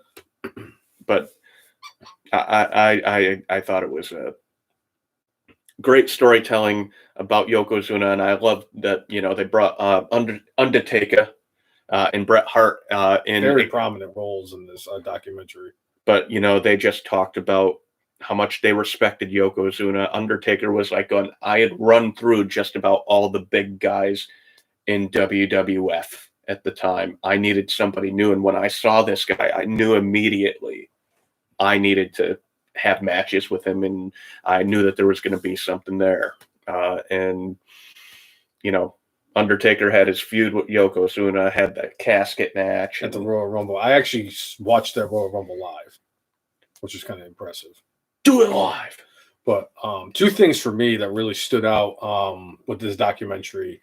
The first one I thought was very interesting was when they were talking about, because before Yokozuna debuted, they brought in the tag team called the Head Shrinkers, who was... they were the Samoan SWAT team back in the day in NWA, and that was Samu and Rikishi, who eventually became Rikishi. Yeah, it was Fatu and Samu. And originally the plan is that they were going to do Samu and Yokozuna were supposed to be the original Head Shrinkers, but Yokozuna suffered an injury right before the debut, and they're like, oh, we need somebody, so they put Rikishi in there. And the rest is history. And originally, and they brought up that a couple of times, and they had the commentary talking about how, there's a third one, and he's like massive. And, you know, he had some matches, but like they never fused all of that together. But, you know, he ended up with a better gimmick a couple of years ago. But one thing that, like, I might have to go back and watch some of the stuff, but like, I specifically remember back in the day when Yokozuna would come out, they said he was from Japan, but now I hear stuff saying that, like, from the Polynesian Islands. That's what it was. It was the Polynesian Islands. Did they always say that? Because I thought they said Japan. I think at first it could have been Japan. Well, it's kind of like when Kofi Kingston went from living in Jamaica to going to Boston or West Ghana or Ghana, West Africa. I do remember there was points. I want to say even when I was at WrestleMania 11 that it was like from the Polynesian Islands, Yokozuna, but I could be wrong. But then again, Owen Hart did introduce his tag team partner, so right. But the other thing that I took away from this documentary that I thought that I needed closure for, I guess is the best way to put it, is the end of WrestleMania 9. Yeah, because a lot of people, I know that Jay and I over the years have been talking about WWE booking and why does WWE book a certain way, the way that they do. And this isn't just one of these things that has just happened overnight. This has been going on for years and years and years. And one of the first things that always came to my mind is like, why the hell did they do this? Was the end of WrestleMania 9. Why the fuck did Hulk Hogan need to have the title on him? If you were trying to push this new up and coming wrestler, why did you take the title off of Yokozuna that quickly? And why did you have to put the title on Hulk Hogan? Because he was leaving right away. And we finally got like full circle as to why all that happened. And now I have a better understanding. I still think it's stupid, but I have a better understanding now. And even Bruce Pritchard kind of was like, yeah, maybe it wasn't the greatest idea. But the explanation made sense. They wanted Hulk Hogan to kind of have a victory lap. Let's not like ruin the whole thing for what it is, because they already know we're talking about it, you know. But you know, Hogan was on his way out, and that's Chris, I don't know if you can have a brainless that occurred. What is it, 28 years ago? No. If you're getting new information, we're getting new information now on what transpired. Okay. But you know, the way they ended up kind of explaining it, it's like going, Rodney, aka Yokozuna, was like, hey, I'm gonna win the title at WrestleMania, then I'm gonna feud with Hulk Hogan for a few months and culminate in me winning. Yep. All right, I'll do it. Yeah. He's got a good one for this week. Oh, this is going to be good. I could feel it. Whenever Chris Brown gets this excited, I get excited. So yeah. So let's breeze through Raw, SmackDown, and all that other. Yeah, let's talk a little bit of Monday Night Raw. So Drew McIntyre led off the show. Started, you know, by cutting a promo, kind of like talking about how great Bianca Belair did, and gave her props and how he earned Goldberg's respect. And then he starts talking about the men's Royal Rumble, and out comes the Rated R superstar Edge. On the day, I see clearly. Yeah. So But Edge comes out and talks to Drew, and then like wondering why, and I think this almost plays in a little bit to what Undertaker was talking about in that the Joe Rogan podcast about like some of the characters being soft, like, and I think that's something that's been taken out of context of what Undertaker said. He made it like he thought the characters were soft. I don't think like somebody like Sheamus's character is soft. I don't think like McIntyre's character is necessarily soft. Mm-hmm. Obviously not Randy Orton, but but right here, I think Edge played a little bit into that, where Edge said to Drew McIntyre, like, dude, I've got a shot possibly against you at WrestleMania. Why aren't you kicking my head off? You should be. And McIntyre just kind of answered, well, I'm not that type of person. I'm not that type of champion. He wants to face somebody with honor right in front of them, wants them to be ready and not to blindside. He wants to be the goody two-shoes face. He does. And because he was the goody two-shoes face, and, so Sheamus comes out and takes umbrage with what Edge has said, and just talks about how he's disrespecting Drew McIntyre by saying what he's saying and doing what he's doing. And Edge is like, all right, yeah, whatever. Leaves the ring, and McIntyre is holding up the title, kind of mouthing off to Edge. And it was a shameful thing. He turns around and eats a freaking brogue kick. A brogue kick. So, hey, I'm not going to kick your head off, but your best friend kicked your head off because he wants the title. Yep. And we talked about that a couple months ago when it looked like, a little bit of dissension. I'm like, eventually Sheamus is going to get his title shot. And I'm looking forward to seeing that match. Whether that match ends up being WrestleMania or if it ends up at Fastlane or Elimination Chamber, works fine for me, man. You got one of two things you could do here, WWE. One, you either give Sheamus back his old entrance, or two, you have him wrestle with the freaking pants and the white shirt with the suspenders, where he's got his hands all taped up. That looks cool. If you're going to do something like that, where he looks like an actual Irishman coming from the bar, ready to beat the fucking shit out of you. From where? Yeah, the bar. It writes itself. Yeah. Because like last week on SmackDown when I watched it, and he ended up, before the Braun Express came out there and freaking railroad everybody, like when he won the match, I was waiting for it's a shameful thing, lobster head, but I didn't get it, and I'm like, I'm sad every single time. Sad. Yeah. But I dug what they did on Raw this week. I really did, because that's the best way to tell a story and everything. And with the Sheamus Drew McIntyre storyline, it's been well chronicled that the two guys are actual friends in real life, and their careers started, and they went along a parallel path, and because they were the two biggest guys in Europe and in like the Great Britain wrestling circuit, like they just put them against each other because you couldn't really see, like, if they went against if you see Drew McIntyre in the ring against Pete Dunne, just looking at the visual, it doesn't look good. Or imagine seeing like Sheamus and Jordan Devlin. Yeah, it doesn't look good. It's like when Cody Rhodes fought the Big Show for the Intercontinental title at WrestleMania. Yeah. It looked terrible. It was stupid. But, I want to see Sheamus. I want to see Drew McIntyre in the ring, and I want to see them do that English/European strong style stuff that they do and just beat the holy heck out of each other. But I enjoyed that. But speaking of... What's up, Monsef? Thanks for tuning in, man.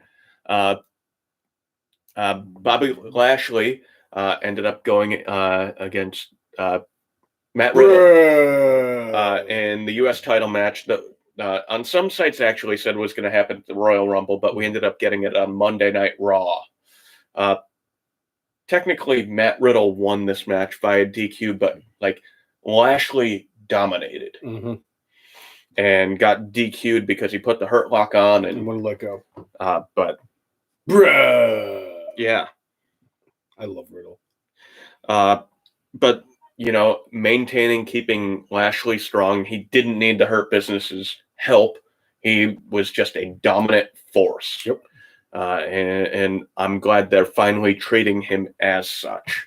But one thing that was brought up in the chat there was getting possibly Lashley versus McIntyre for the title. Yes, I could see at WrestleMania. And I don't know if that would mean we would get the title off McIntyre or off of Lashley, or if that would mean that we have U.S. champion versus the heavyweight champion. Isn't that how it used to be? If I'm not mistaken, didn't the U.S. champion become an automatic number one contender for the World Heavyweight title, like they were the number one in the power rankings? They were for PWI. That didn't necessarily mean they were going to get a title match, but they were always number one, just like Intercontinental Champion used to be number one contender, even though outside of the Ultimate Warrior, they generally didn't get a title match. So, yeah, I wouldn't hate that, Chris Brown, doing the title for title match at WrestleMania. I mean, a couple of years ago, Seth Rollins was the U.S. champion and the world champion at the same time. Thanks a lot, Jon Stewart. Yeah. Which eventually led to the end of Sting's career. And then he resurrected, and a crow brought him back to AEW. But one thing I have to ask here, why did they spend a few weeks building up the Hardy Bros team, and then they vanished into thin air? Is it because Matt Hardy was ticked off, going, why the hell are you doing this? Obviously, you're just doing it to try to sell merchandise and confuse people to think that, the Hardy brothers are there when it's just one. Did Jeff end up going to management and go you know what, maybe this isn't cool? Or was it no, we got different ideas for Riddle? What do you think went on there? I have no idea, Jay, because if I tried to figure out what WWE was thinking when they booked whatever the fuck they booked, I would probably have my head explode. Yeah. I'm just being brutally honest. Yeah. Roman versus Drew for the Undisputed Champion. We've already talked about them. Just Roman versus Drew for the Undisputed title? That's a new one. But I figured we talked about that, I think, last week. We did. I don't see that happening. I think both shows want their champion, and I think not having a champion on one of the shows would be bad. They don't completely adhere to the brand split. I think they have this quarterly thing as far as sending people to the other show, specifically so they could hype up Royal Rumble, WrestleMania, SummerSlam, and Survivor Series. They will come up with any fucking reason to send any one person from one show to the other one, and they'll come up with some stupid way to describe it. It's in 2 months, it's gonna be it's Hodgepodge Day. What? What's a Hodgepodge Day? Oh, but it allows the AJ Styles to be on SmackDown at the house that AJ Styles built. Yeah, okay, we get it. You guys have nothing else better to do, so you're just coming up with stupid shit. Yeah. All right, so after all that happened, we had Randy Orton, and Randy Orton versus Edge was main eventing Raw. But Orton cut a promo more or less saying, hey, I was fighting Edge so he could be home and be the father and husband that he was supposed to be. Edge returning to wrestling made me a liar, and I have to, more or less, I've got to put him down again. So I enjoyed the promo. It continues, again, being consistent with the characters and what the story they've developed. And, we did get a bit of the payoff later on that night with the match. And then the feud that I think nobody's that excited about, Xavier Woods versus Ali in a best-of-5 series. The only thing that really is redeeming about this is we get Slapjack on camera every week.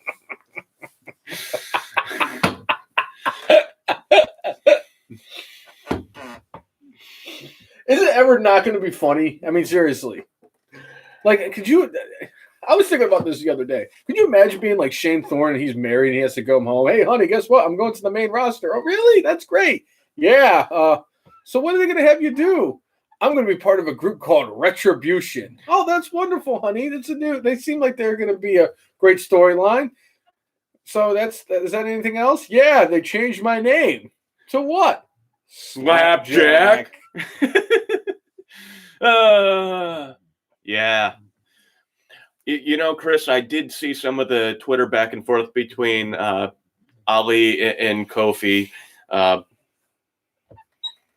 It was fun. What they had. I don't remember any of the specifics, but like, yeah, Mustafa Ali, he really is trying his best to make this work, but it's like the gimmick started out with some promise, and then, you know, Slapjack happened. Slapjack with the paper plate and having them lose their first match. Like, the Hurt Business should not have been losing, but you start this new faction, and like, that was just a clusterfuck of bad booking. Like, are Hurt Business the good guys or the bad guys here? All right, and you're trying to establish this faction as something to take serious, and you have them lose their first match. The whole thing's been a joke, but at least thankfully we have Slapjack as a joke every week. Thank you. It's great. Slapjack. Yeah. I mean, it does look like they're trying to get a Kofi versus Mustafa Ali, because Ali keeps hammering away at the fact that Kofi Kingston had his moment at WrestleMania 35. Let me tell you something right now. If they had a healthy Mustafa Ali, he was not going to be fighting Daniel Bryan for the title. I'm sorry. Yeah. Kofi took off because Kofi had established himself. Kofi earned that opportunity, and I love the fact that he ran with it. And he was booked so well. I'm sorry, it would not have worked the same way if Ali was in that spot instead of Kofi. No. But I mean, it is helping out for them to build the storyline now. And if we do get Ali versus Kofi in a match at WrestleMania, sign me up, because it's gonna be a masterpiece. Right. By Chris Masters. Right.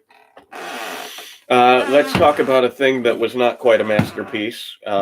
Miz TV this week had, as a guest, Bad Bunny. Just like I said about the Nia Jax and Shayna Baszler title tag team match at Royal Rumble, this is all you. I don't even want to talk about Bad Bunny. I've already mentioned him more than I wanted to today. Bad Bunny is going to get mentioned again at the end of the podcast. Well, I'm sure of it. He's going to probably get mentioned again twice at the end of this podcast. But Miz TV had Bad Bunny, and Miz kind of doing his thing as a host, talking about like how great Bad Bunny is, and but felt disrespected, and you know, it led to all sorts of things, but eventually did lead to the debut of Damian Priest on Monday Night Raw. So I guess if that's what we ended up getting, okay. Damian Priest going over on The Miz, good. But having Bad Bunny involved with this, no. Please no. Please stop this. Of all the ideas, this one is the worst. Yes, absolutely. It really is. It's like some of the celebrity storylines, I'm like going, okay, all right, I could deal with this, but yeah, no, this is like, absolutely. I dislike Bad Bunny. Yes, I think it's stupid. I'm sorry. And the fact that, you know, like there's people online that are talking like, oh, this is the great. I'm like, dude, there's people that actually think that Bad Bunny could become a professional wrestler because he did one like crazy thing where he jumped off the top rope and it looked better than fucking Snoop Dogg. So now he's automatically considered a WWE superstar in the future.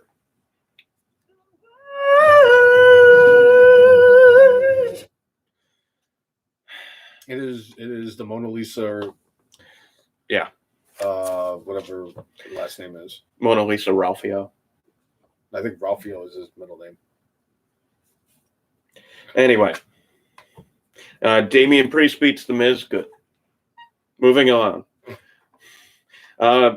We got more of the Lucha House Party. Yeah, next. One thing I will say, what I'm going to say about this, Hurt Business continuing to kind of have little bits of dissension amongst the ranks. Dissension among the ranks, a little one-upsmanship where it's like a couple weeks ago we had Shelton Benjamin do his finishing maneuver only to have Cedric to come in to, get the pin. Mm-hmm. This week they flip-flopped it and had Cedric do his ending move only to have Shelton come in and get the glory. Good stuff. I enjoy that aspect of what's going on with the Hurt Business right now. I enjoy the fact that Lashley is a dominant force. Yeah. He does not need the Hurt Business to win his matches, but he adds a great piece to the foursome. So yes. Which is funny too, Chris, because we did talk about Snooki and her performance. I would have rather have had her perform again. Hell, I would have rather have had freaking anything other than like the Paul brothers or freaking Justin Bieber at WrestleMania. I'm fine with. Right. All right.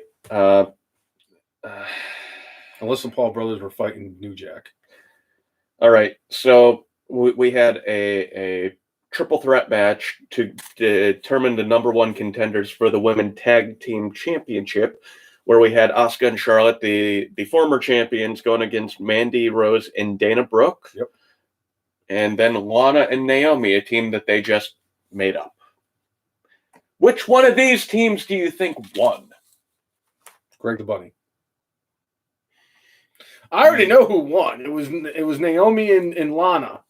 Because you need to have the a team that didn't ever exist before that night. What a match that had the Raw Women's Champion in it. You had, and like Asuka was the one who ate the pinfall.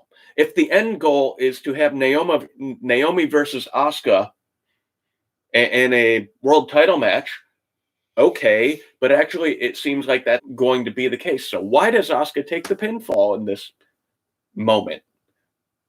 By the way, speaking of Naomi, she looked terrible. She was the only downside of the Royal Rumble. She did not have one of her best performances in the Royal Rumble. Sorry. But why do you have Lana and Naomi win this match? This is the first time they've ever been together. They've made a joke out of Lana for the last, several months. Mm-hmm.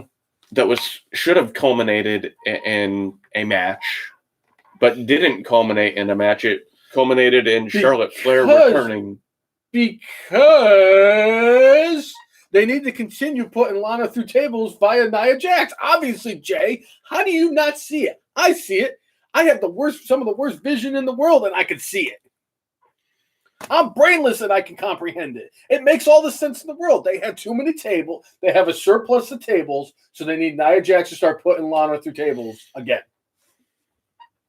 There. Yeah. I have no idea. I can't tell you why they decided to put the makeshift tag team over a team that's actually been working together for a few months and have already developed chemistry, and the team that just had the women's tag team titles probably 24 hours earlier. And then you have your champion. You have your only champion in the match eat the pinfall against a woman who appeared for the first time in months the night before in the Royal Rumble. Again, if the end game is to get Naomi versus Asuka, okay, it makes sense. But that does not appear to be the trajectory we're on. So we'll see. And then I just threw up in my mouth. Yeah. So the next, again, kind of puzzling thing here for me. So Elias and Jackson Riker have been a team that, they've done some stuff in the last few months. Seem like they're trying to have them be something. And we have a makeshift tag team of Jeff Harvey and Carlito defeat them. I kind of come back to we had Jeff Hardy with Matt Riddle a couple weeks ago, and now Hey, let's put him with Carlito. And remember that team that we've been building up a little bit lately? Why don't we have them lose to this team that's either has never teamed before, or the last time they teamed together was over a decade ago. So it just, I didn't like this. I mean, it's nice to see Carlito back. It's same, but really, this is what you want to do? All right. I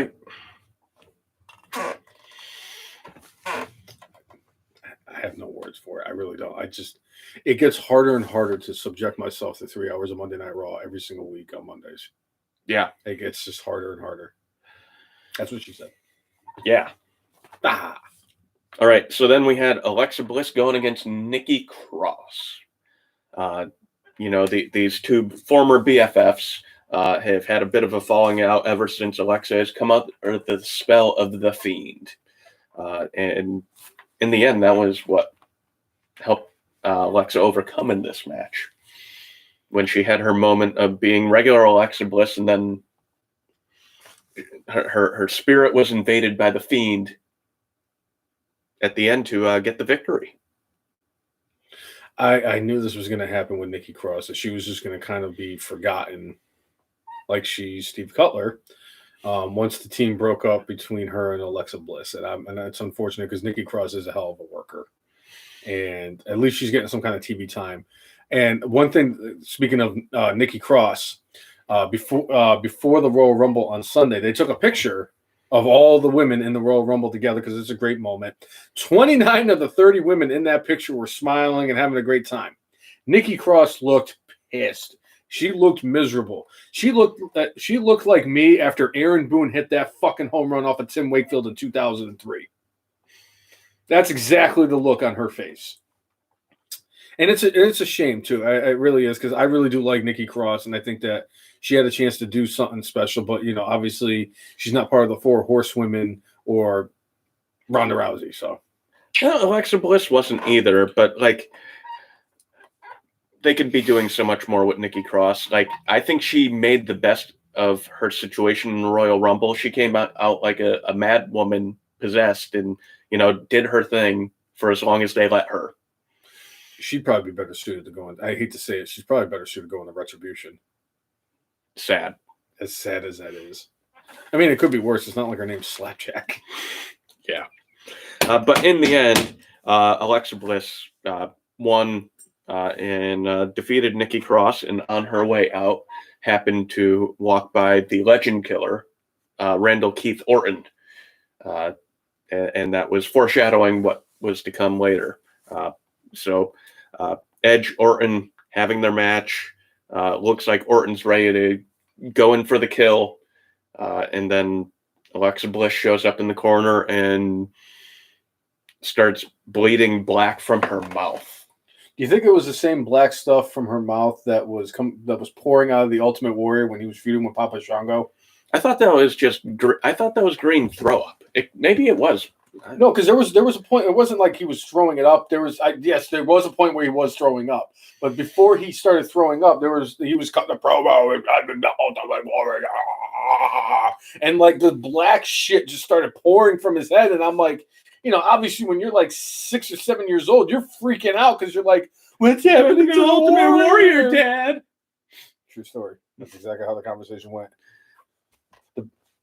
We'll get into another thing another time, but I'm not going to get into it. But I like that. It was a nice, different touch. I love the fact that they're continuing on using Alexa Bliss as part of the storyline. I know there were some people last week who were pretty butthurt over the fact that Randy Orton delivered an RKO to Alexa Bliss, but it's Randy Orton. He's been doing it since his entire career. So one thing with this, normally, the distractions that they have in matches, I'm not a fan of. I'm going, there's somebody in front of you that is trying to take your head off. Why are you getting distracted because music plays? When you see a woman bleeding black in the corner, I could understand where you'd be distracted. But that allowed Edge to have a moment and get Randy Orton and get the win. Yeah. Building some momentum for Edge. And beating high-profile opponent and having Randy Orton with The Fiend have that storyline continue. So I like how they weave this together, and Alexa has been so good in this role. Oh, absolutely. So she's killing it. Yeah. So that was Monday Night Raw. So moving right along. All right. So then we had SmackDown this week. Tribal Chief came out, cuts a promo, and demanding, Edge, you should not have even had to think about this. I'm the only one relevant enough for you to face. I'm sure there are probably some folks in the locker room of Raw or NXT that probably got a little upset about that. But that's Roman's character now. And I'm pretty sure that the doofus on AEW was probably butthurt because Dave Meltzer said I'm the best. But I loved how Roman was just demanding, you need to come out here now. Loved his promo last night. His promo, both of them. Yeah, I've been saying this. They've been saying that he is the biggest star in professional. He is earning that moniker right now. He has been absolutely super red hot fire for the last 6 months, and he is the best wrestler in the planet right now, and it's not even close. Considering that it was probably about 5 years ago where we're he's a terrible promo, it's clear he's put in a lot of work on his promos. And Paul Heyman has been helping him in that department too. Well, and he had gone from being a bad promo to, after his feud with Cena, he became a passable to good promo. Yeah. And then since he's returned, he's off the charts. He's better suited as a heel than he is as a face. I mean, he's one of the ones that it does work both ways, but he's so much better off as a heel than he is as a face. So, because even him as a heel is still going to make Vince McMahon a fuck ton of money. Yes. And at the end of the day, that's all that matters to Vince is money. So that introed SmackDown. Then we got into Dominic Mysterio going against King Corbin without the Knights of Corbin's table because Cutler got cut. See what I did there? Yeah, that was good. Yeah. Dominic ends up going over here with nefarious tactics. Justifiable nefarious tactics. I will say that because Ray and Dominic were coming out. First of all, Dominic, you need to come up with your own shtick. Don't steal your dad's shtick. It doesn't work. I'm sorry. I think eventually there's going to come a time where part of the storyline is going to be, I need to get out of your shadow, Dad. Yeah, basically. He needs a mask too, though. Sorry. That dude is ugly as sin. So we'll see where all this leads. But a couple of weeks ago, Dominic ended up costing Ray the match. And then,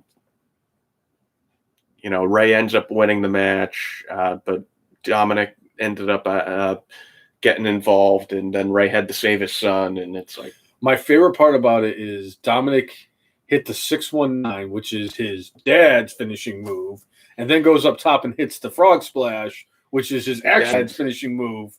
And he had to use his actual dad's tactics of cheating to help win this match. So if you're not cheating, you're not trying. You're not cheating, you're not trying. Mamacita. I fucking love Eddie. I miss Eddie. Yeah. Eddie was a goat. Chris Brown has a question here about Roman Reigns. Who do you have take the belt off him, or is this a multi-year reign? It's going to be Edge. My personal, I almost would prefer Roman Reigns to have the title until he could have the match with his cousin and then even win against his cousin. I think he's losing to Edge at WrestleMania. It could be. I really do. I think that's the storybook. This is the way that they wanted it. Edge never lost the title. I think him going over on Roman would just that pop, even though it's only going to be 20-something thousand people, that pop would be fucking incredible. And I'd love to see Edge walk out as champion at WrestleMania. We shall see. Yeah. Yeah. That one came from my soul. So we have the the recently re-signed Cesaro going against Daniel Bryan. Cesaro did go over on DB. We had Daniel Bryan tap out here, and at the end of the match, there was a fist bump between he and Bryan. So, the show of respect there. It's like, is he following the Nakamura, well, I guess land of the face? When they came out yesterday and said that Cesaro, and I'm sorry, when I say they, I mean the self-proclaimed douchebag, Messiah and Dave Meltzer said that Cesaro had either verbally or physically agreed to a new contract with WWE, and that the plan is that when they did their gauntlet match to determine the number one contender, Cesaro was actually supposed to be the one that turned babyface and got the push, but they ended up deciding on Nakamura. Cesaro getting that was actually Daniel Bryan's idea, but for whatever reason they went with Nakamura. Nothing against Nakamura, but right. But obviously the fact that it's probably Daniel Bryan at this point that said, "Yeah, I want Cesaro to beat me." One thing I would say, I'm not completely concerned, but Daniel Bryan keeps losing. After a while, you'll lose some credibility. There are some people that Hulk Hogan could lose 200 times and he won't lose credibility because he's Hulk Hogan. Good one. Hulk Hogan's going to lose 200 times. That's a good one, Jay. I like that one. I don't even think Hulk Hogan lost 200 times in his career. Ric Flair did. That's why he that's why he had so many title reigns, because he lost. That's because he lost the title 200 times. So I am curious to see what is Hulk Hogan's career win-loss record. I wonder if he does have 200 losses under his belt. Well, it was, if you start it from when Hulkamania was born. Well, obviously, I'm going to start with the night he beat the Iron Sheik at Madison Square Garden. Because there's about 10 to 12 years before that. Oh, he was probably trash. I'm sure he lost a bunch. I mean, I'm sure his thing is 8,000 to 114 to 1 draw.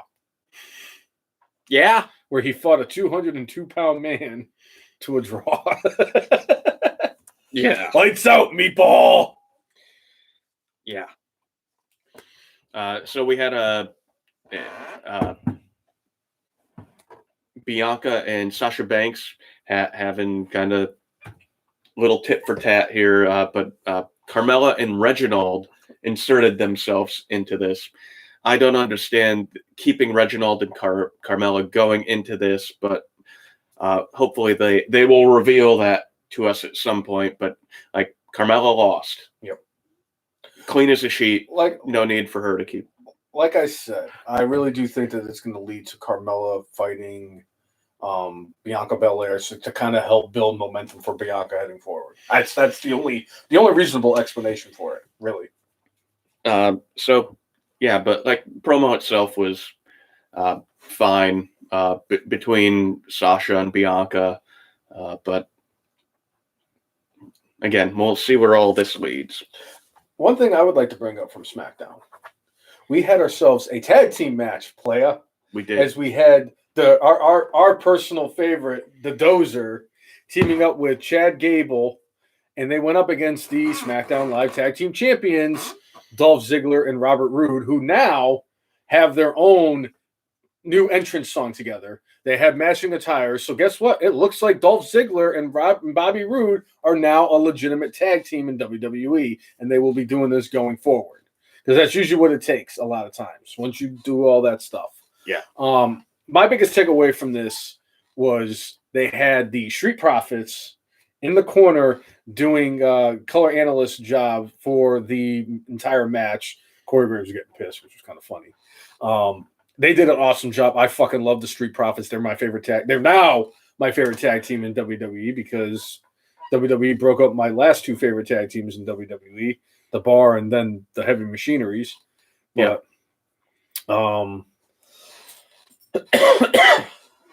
yeah. Hogan did not lose too much.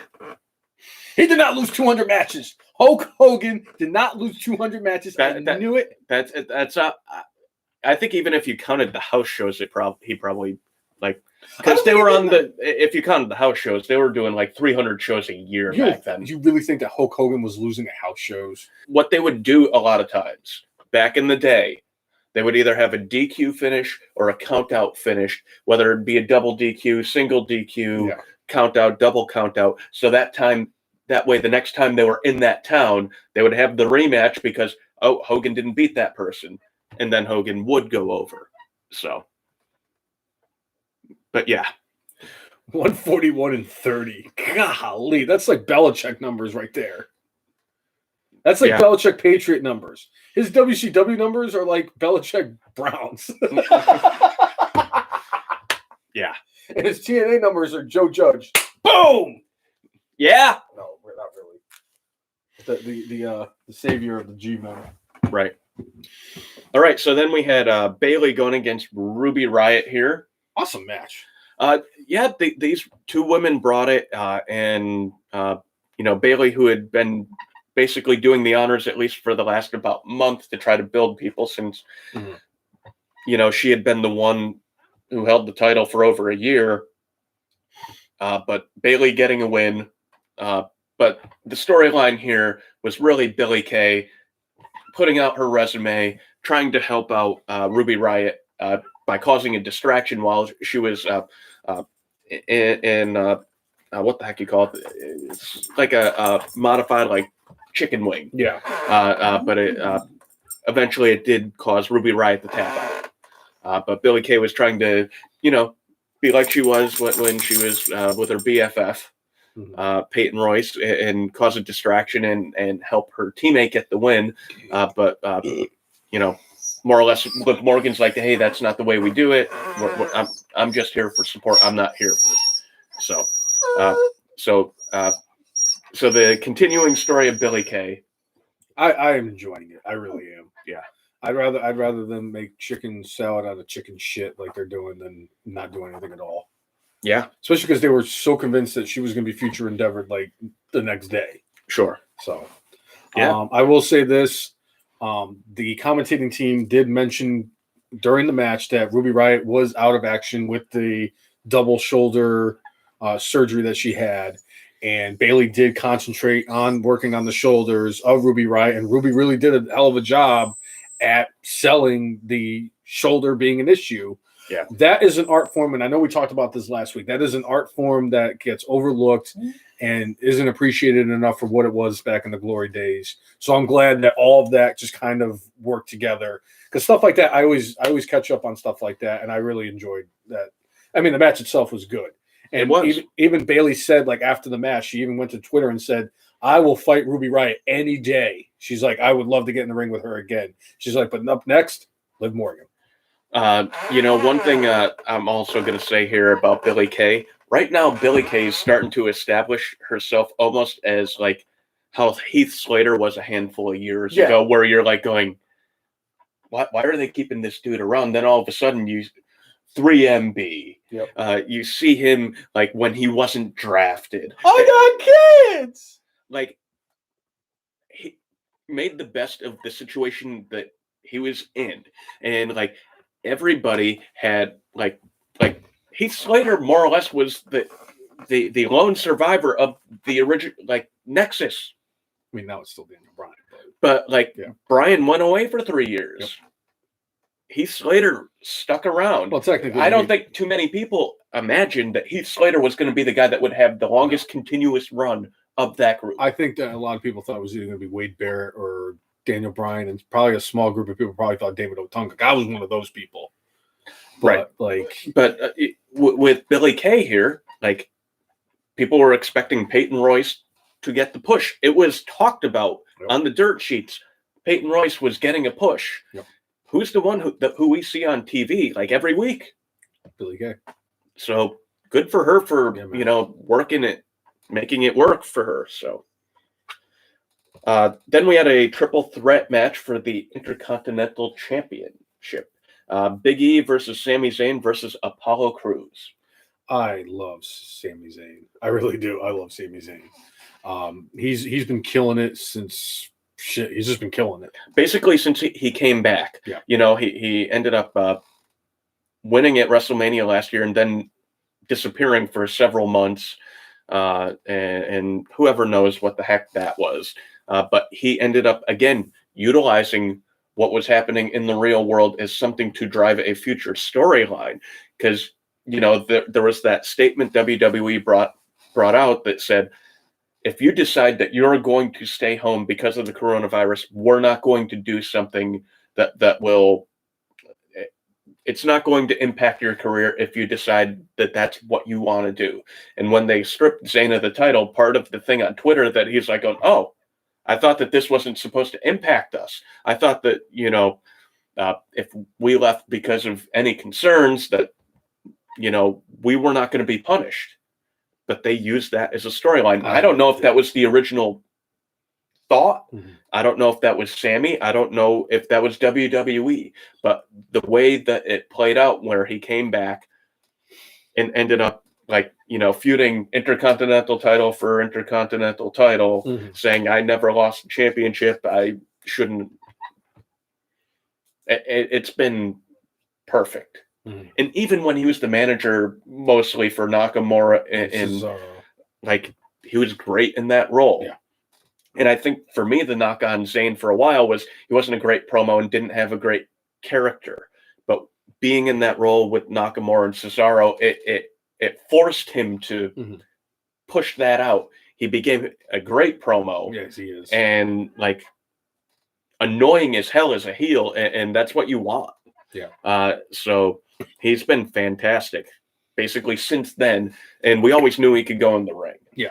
So right now it's a combination of him still being able to go in the ring, but having the character and the mic skills that go along with it. Right. I love this version of Sami Zayn, and as much as I was kind of upset when he left after WrestleMania, because it seemed like, hey, coronavirus has been around for a little bit, and you wait until you go to WrestleMania, get your bonus check because you've been in WrestleMania, and then go away oh, now the coronavirus scares me.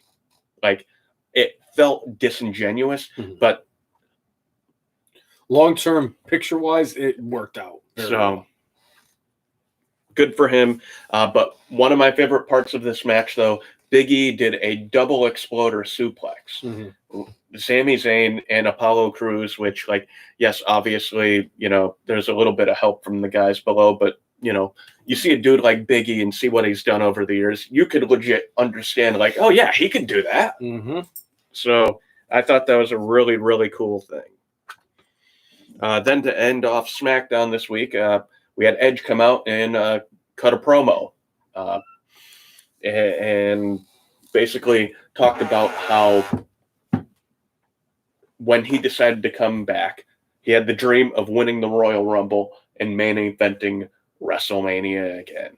And again, love it. Good for him that he got to do that.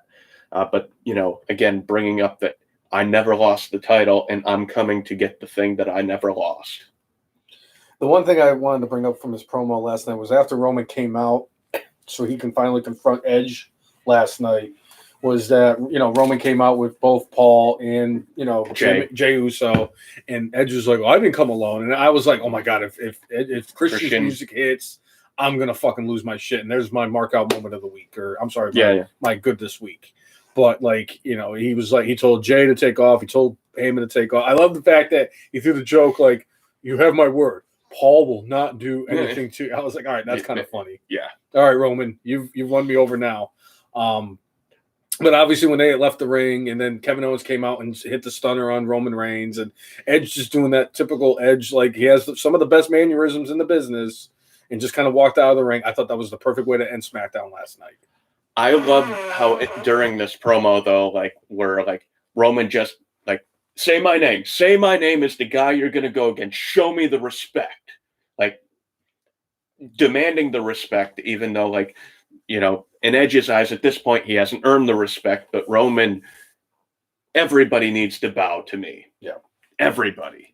And then having Captain Cupcake come out there and deliver the stunner. And, yeah. So apparently on eating cupcakes, while Edge decides whether or not which way he's gonna go. But I am interested to see what they do with Elimination Chamber. Is it going to be for a championship, or is it going to be for a number one contendership at Fastlane? I could see that being the situation with both the Raw and whoever Edge doesn't decide he's going to fight at WrestleMania. Although it does look like Roman. I think it's going to be Roman. But until those words or that name comes out of Edge's mouth, Vince's mind is going to change 5,000 times, just like Big Show. I mean, there's going to going be heel and face. At some point, Edge is going to be considered to fight Walter for the NXT UK title. I'm just saying it right now because that's how Vince McMahon's brain works. You never know. Chris, I actually don't mind that idea at all. I think that's good. Talking about seeing McIntyre, Balor, and Roman on Raw and like demanding Edge choose. Now, I don't think that would be bad. And honestly, I think SmackDown is the higher rated show at this point. So I would say it might be better suited on SmackDown if you want more eyeballs. Yeah. So, or maybe you sit there and do that when they're on the Peacock in a couple of months when Fastlane comes about. So anyway, let's briefly touch on NXT this week. There are a lot of good things that happened this week. The Undisputed Era versus Ciampa and Timothy Thatcher. Holy shit, that match. Holy shit, that match. Mm-hmm. I just Timothy Thatcher and I'll tell you right now, Timothy Thatcher and Tommaso Ciampa are the two guys I want leading the way if there's an actual apocalypse. Like there's a freaking zombie apocalypse that happens in this world, this planet. I want Ciampa and fucking Thatcher leading the way. I swear to you, those guys together just are like they're just gonna beat the fucking shit out of everybody. And I love the fact that they went over on the Undisputed Era because they're at the point where they don't really need anything more right now, and they could take a couple of L's here and there where their credibility is still going to be strong. And I'll tell you right now, it's setting up for they're going to do the Grizzled Young Veterans versus Thatcher and Ciampa in the next round. Oh yeah, man, are you kidding me? I mean, obviously, the matches we've been getting from Dusty Classic have been top notch. This has been the best Dusty Classic they've had, and it has nothing to do with the fact that they had 16 teams as part of this. It's because Thatcher and Ciampa are working well together. The Grizzled Young Veterans are a great tag team. Now we have MSK, formerly the Rascals from TNA. I think they're a great addition to this. Sure. I mean, and obviously whoever wins this is going to lead to a match against Oney Lorcan and Danny Burch for the tag team titles. And I really do think MSK is going to end up winning this thing, but I could see a situation where Thatcher and Ciampa go in there and just blow everybody out. It's possible. And you know, the thing with Thatcher and Ciampa was very kind of reminiscent of how the bar got together. You never know. Like, they could sit there and see, like, this looks like lightning in a bottle. We need to light it up and capture this and unleash this. So we shall see. But fucking awesome match. And they will be facing the Grizzled Young Vets. They had the little blow off at the end of their match because them and the Grizzled Young Vets face to face, and they just started pounding each other. I'm ready for that match. Absolutely. Then we had the Lucha House Party going against Legado del Fantasma. I feel like we've said the Lucha Party way too many times so far today. All right, so the only thing we'll say is they won the match and will be going against MSK in the semifinals of the tournament. All right, then we had Dakota Kai and Raquel Gonzalez going against Team Ninja, a.k.a. Kaden Carter and Casey Cantazero in the Women's Dusty Rhodes Classic.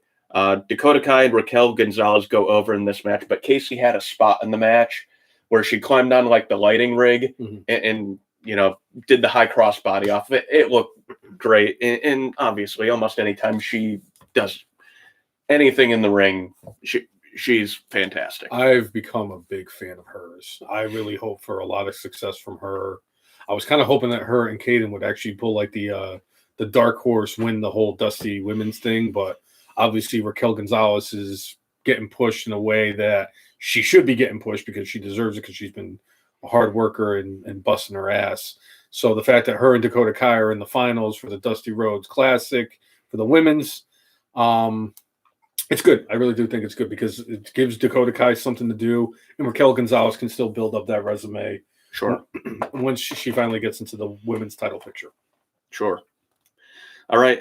Then to end the show, we had Finn Balor and Pete Dunne having a face-off in the ring, cutting promos on each other. And they kept on promoting that Edge was going to be on the show. It's like, what's he going to talk about? Well, obviously the thing he talked about was, hey, I won the Royal Rumble. I get to go against any champion I want to.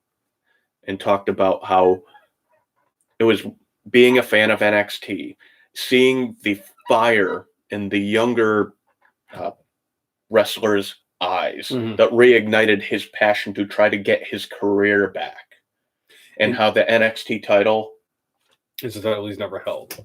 And he did give high praise to both Finn Balor and Pete Dunne, saying that if they fight, he doesn't care which one of them is champion because he knows he's going to have a great match with whomever he ends up fighting. He kind of compared Dunne to, he's like, I see a little bit of edge in you, Pete Dunne, and said that Balor was in a zone like no one else. So it was just cool to see a guy like Edge in the ring on NXT to elevate those guys. Now, one thing that I think they could have added to this that could have fused another storyline just for fun is out of nowhere have Randy Orton RKO him but they officially announced it for TakeOver Vengeance, which is happening. Is it next month?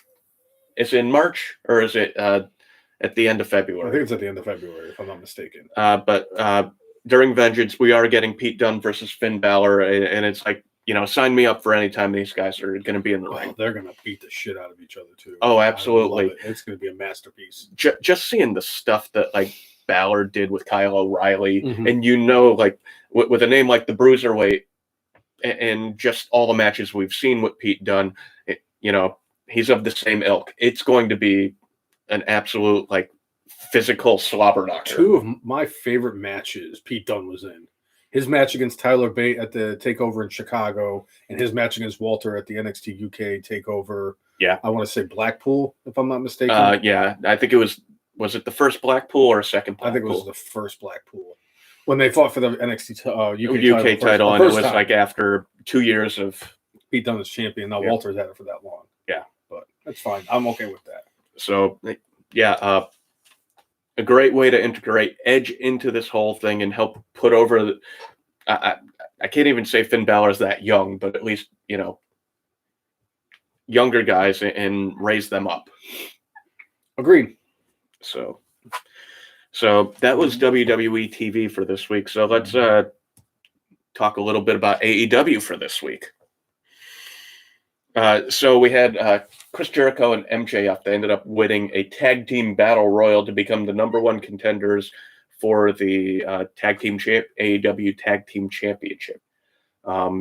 So this ended up causing dissension in the ranks for the Inner Circle. They take footage of them backstage where Jericho's all happy, has a cooler with a little bit of the bubbly he's passing out to the boys of the Inner Circle. But two of the teams, it was Santana and Ortiz and Jake Hager and Sammy Guevara were eliminated from this tag match.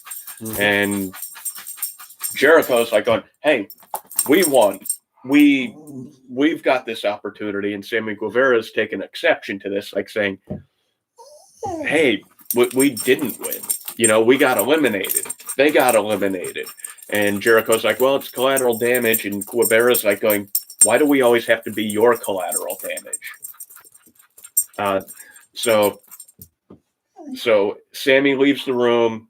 Jericho's leaved him only to have MJF say, I think we need to have a conversation. Has Wardlow closed the door? So it definitely seems like MJF is scheming at this point. And I think at some point soon we're going to see a Chris Jericho face turn. I'm okay with that. Any Jericho is better than no Jericho. So, but it's interesting the different kind of way they've weaved this story as far as the Inner Circle goes, and the implosion that is coming, or at least the shifting that's going to happen. So, another thing that happened in AEW was we finally got Britt Baker and Thunder Rosa in the match. Yes. This was after reports came out this week that AEW's women's division is god-awful, terrible, trash. You name a terrible adjective, and that's what is a way to describe the AEW women's division. Thunder Rosa has been a great addition to it.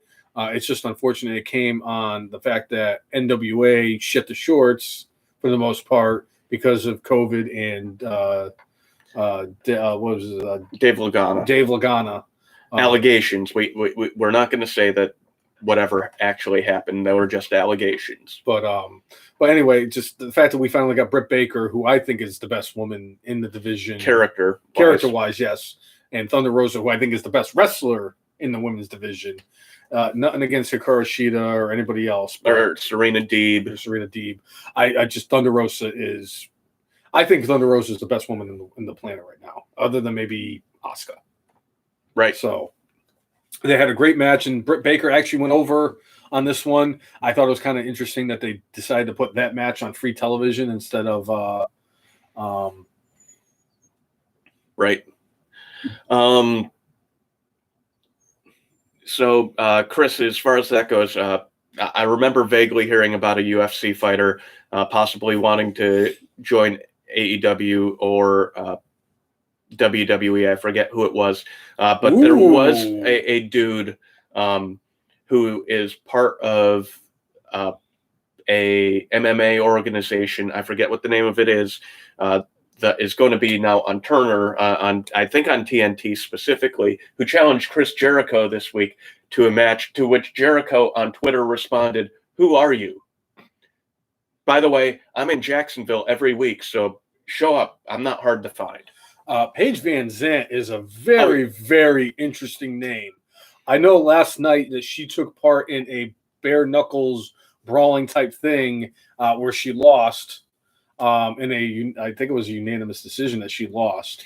And Paige Van Zant said that she's kind of in this kind of area of work and everything. She says she hasn't ruled out a return to MMA or UFC. Paige Van Zant would be a hell of a pickup for WWE. She still has that name recognition. Sure. She's still a draw, and she's only 27 or 26 or 27. I think she turns 27 this year. And I think that would be a great addition for WWE. And I think she could have just as much success as Ronda Rousey did, and maybe a little bit longer than Ronda. But we shall see. Yeah. By the way, we had Rough and Rowdy last night, and Jose Canseco got knocked out. Oh, sad.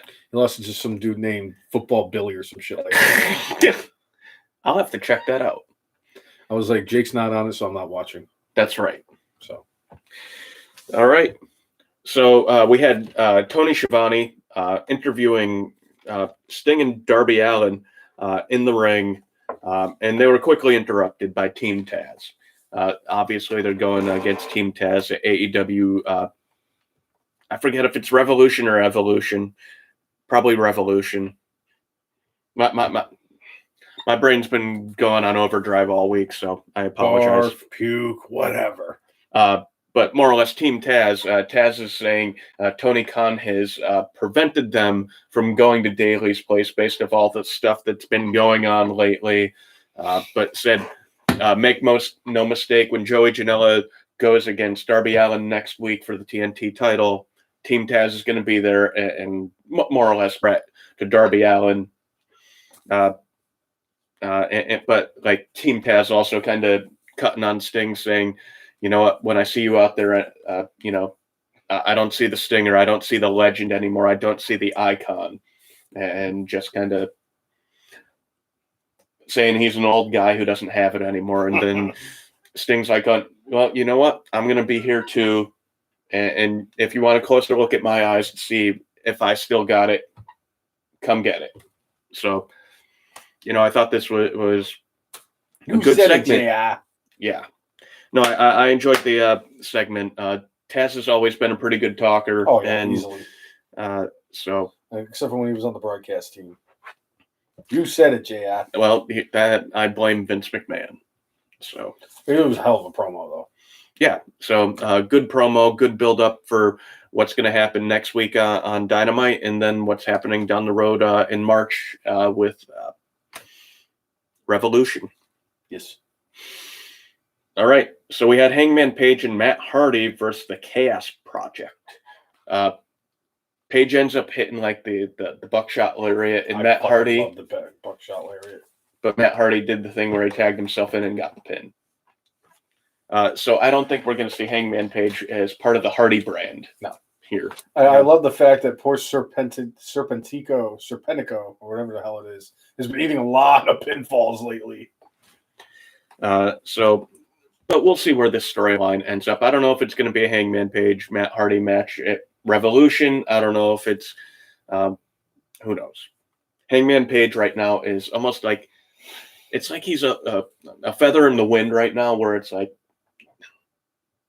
I think he deserves better than kind of what he's getting as far as like where he is on the card. But it's almost like they don't know what to do with him. They're so invested in the Omega storyline, and I understand why. But Hangman Page, I think, should be higher up. Agreed. So then we had the marriage of Kip Snabian and Penelope Ford. I just find it so funny that Rusev was a part of two wrestling organizations' shitty wedding storylines. I enjoyed Miro, a.k.a. Rusev, taking a little dig at the marriage thing during the promo that he cut, where he's like, hey, we're not going to sit there, does anybody object thing. I've seen these before. So I enjoyed that little bit, but other than that, this was terrible. Terrible. I can't state this enough. Terrible. And this involved Orange Cassidy. This was terrible. Terrible. I love the fact that he wore the same thing to both weddings. That's my favorite part. Like, bro, couldn't have gone out and bought like a new suit or anything. Gonna wear the same thing. Same thing. Same thing. Same attire, same outcome. So yeah. Sorry. Terrible. Terrible. Terrible. Yeah. The world. Yeah. And that's all I got to say about that. Yeah. So then we had Lance Archer going against Eddie Kingston. Archer gets his win back this week because it did not have the help of brass knuckles or outside interference this week. So I still don't understand when Lance Archer turned face, but apparently he is. Agreed. I don't know when that happened either. Chris Brown, I don't know who the producer of the marriage segment was, but they should be fired. If it was Tony Khan, fire yourself. All right. Then we had main event. We had the Good Brothers and Kenny Omega going against Jon Moxley, Pac, and Phoenix. Derpity, derpy, derpy, derp. Derpy, derpy, derpy, derpy, derpy, derp. When did Pac become a face? Was he a face, or was this just like, we got nothing else for him, let's just throw Pac in there? Yeah, basically. He's supposed to be the bastard Pac, right? So, I don't know. I'm sure they're going to do it too, Chris Brown. Chris Brown's talking about with an AEW version of the Festival of Friendship. The Festival of Friendship was great. I could see them doing it again though with MJF and freaking Jericho. I could feel Jericho would not let that happen. Jericho would say no to that. No, I've already done that. Why do you think he's done away with the list? Why do you think he's like, I haven't called myself Y2J in 20 years, but people still call me that. Over and done with. I'm evolving. He doesn't want to go back to that. I don't think he'd do that again. Okay. I don't think so. Never say never. Just remember that. Never say never. Right. Right? Yeah. Yeah. But Kenny Omega and the Good Brothers did end up going over Magic Killer to Phoenix, and how it should be. Yeah, ate the pinfall. After the match, the Good Brothers decide they're going to beat on Moxley for a bit. And then Lance Archer comes out to make the save of Moxley. And you're like, oh, no, look at that. He helps him out and think, hey, that's the end of it. But no, the man who stole everybody's moves and did not get injured in 2 performances on TV this week. Kenta attacks Jon Moxley, gives him the GTS, and Dynamite goes off the air. So the intersecting of Impact storylines with New Japan storylines and AEW storylines, I enjoy the fact that there are these 3 things kind of interweaving with each other. I love the fact that they're doing that, and it's also for WWE. It's WrestleMania season, because if you think about it, the first day of WrestleMania season is the Royal Rumble. And the fact that this is my favorite time of the year for WWE, and with everything going on with AEW, New Japan, and Impact, and all that stuff, I'm actually excited to be a wrestling fan right now. And going back to what we talked about earlier, I'm excited for New Japan to be on Roku Live, Roku TV, and like I have a way without paying, $8.86 to watch them now. So I'm excited to see what they have. I'm wondering who they're going to get for announcers. Obviously, they're going to have people who speak English, because this is specifically for North America. Yeah. Well, I know that Matt Stryker was doing the American he's on version, Impact, but now he's on Impact with D'Lo Brown. Yeah. So it's going to be interesting to see who they get. I wouldn't be surprised if it was Mauro Ranallo. An hour a week. Between that, I think Mike Tenay's like retired at this point. I'm trying to think of anybody who's out there who did commentary. It's like Mike Adamle. Sure. What the heck's his name? Vampiro did stuff with Stryker for a bit. He did with Lucha Underground. Yep. Even though he looks like shit now. It doesn't matter what you look like, as long as you could, put the people over in the match. It doesn't matter what you look like, as long as you don't look like Raven. Vampiro and Raven don't look too far apart from each other. Raven looks like the fucking, when you step in dog shit and you scrape it off the bottom of your shoe on the sidewalk, that's what Raven looks like. That's what drugs do, kids. Yeah. Now, before we do our good, bad, and brainless, really quickly, tomorrow is the Super Bowl, Jay.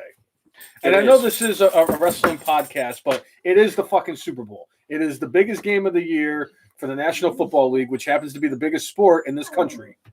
And we have ourselves a very impressive matchup as we had to defend the defending, undisputed champions of the National Football League. Hulk Hogan is going against The Rock. Basically, that's what it is. And just like it happened at WrestleMania 18, the younger stars should be going over. But anyway, we are getting Patrick Mahomes versus Tom Brady. Chiefs versus Bucks. Brady is trying to do something that Peyton Manning has done, and one other I think it was Ken Stabler, are the only 2 players to ever do it, where they were to win a Super Bowl with 2 separate teams. Kurt Warner wasn't able to do it. Right. But we are getting Bucks and Chiefs tomorrow. Who do you got? I'm going to go with the Bucks, just because all year Kansas City, to an extent, has been playing with fire and getting in these super close games. Now, when they played during the regular season, the last game the Tampa Bay Bucks lost was to the Chiefs. They lost by 3. Since then, Tampa has beat everybody in their path. They beat Aaron Rodgers and the Packers in Lambeau Field, a warm weather team going to the frozen tundra. They beat them. They went to the Silverdome. See what I did there? And they beat the compiler. Yes, we get it. Drew Brees is not a compiler. Drew Brees is a compiler. 5,000 yards a year is not a compiler. When it's on these, he is the Ian Book of the NFL, 3 yards in a cloud of dust. Drew Brees is a GOAT. But Anyway, outside of that, very reminiscent of a team in 2001 that was 5-5. They lost to the Rams.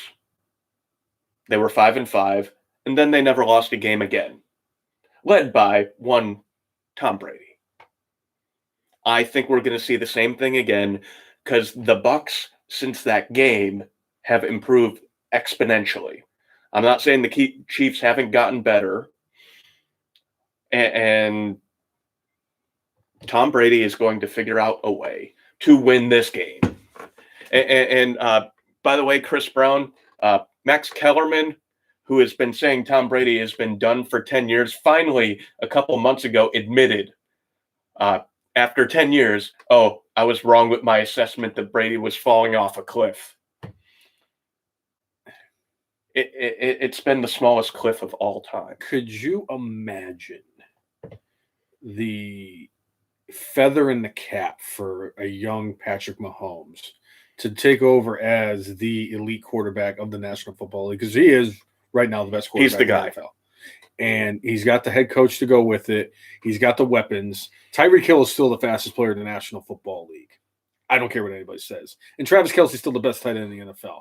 I am sorry. I think this feather in the cap is too good to pass up. Patrick Mahomes and the Chiefs go over on the Buccaneers.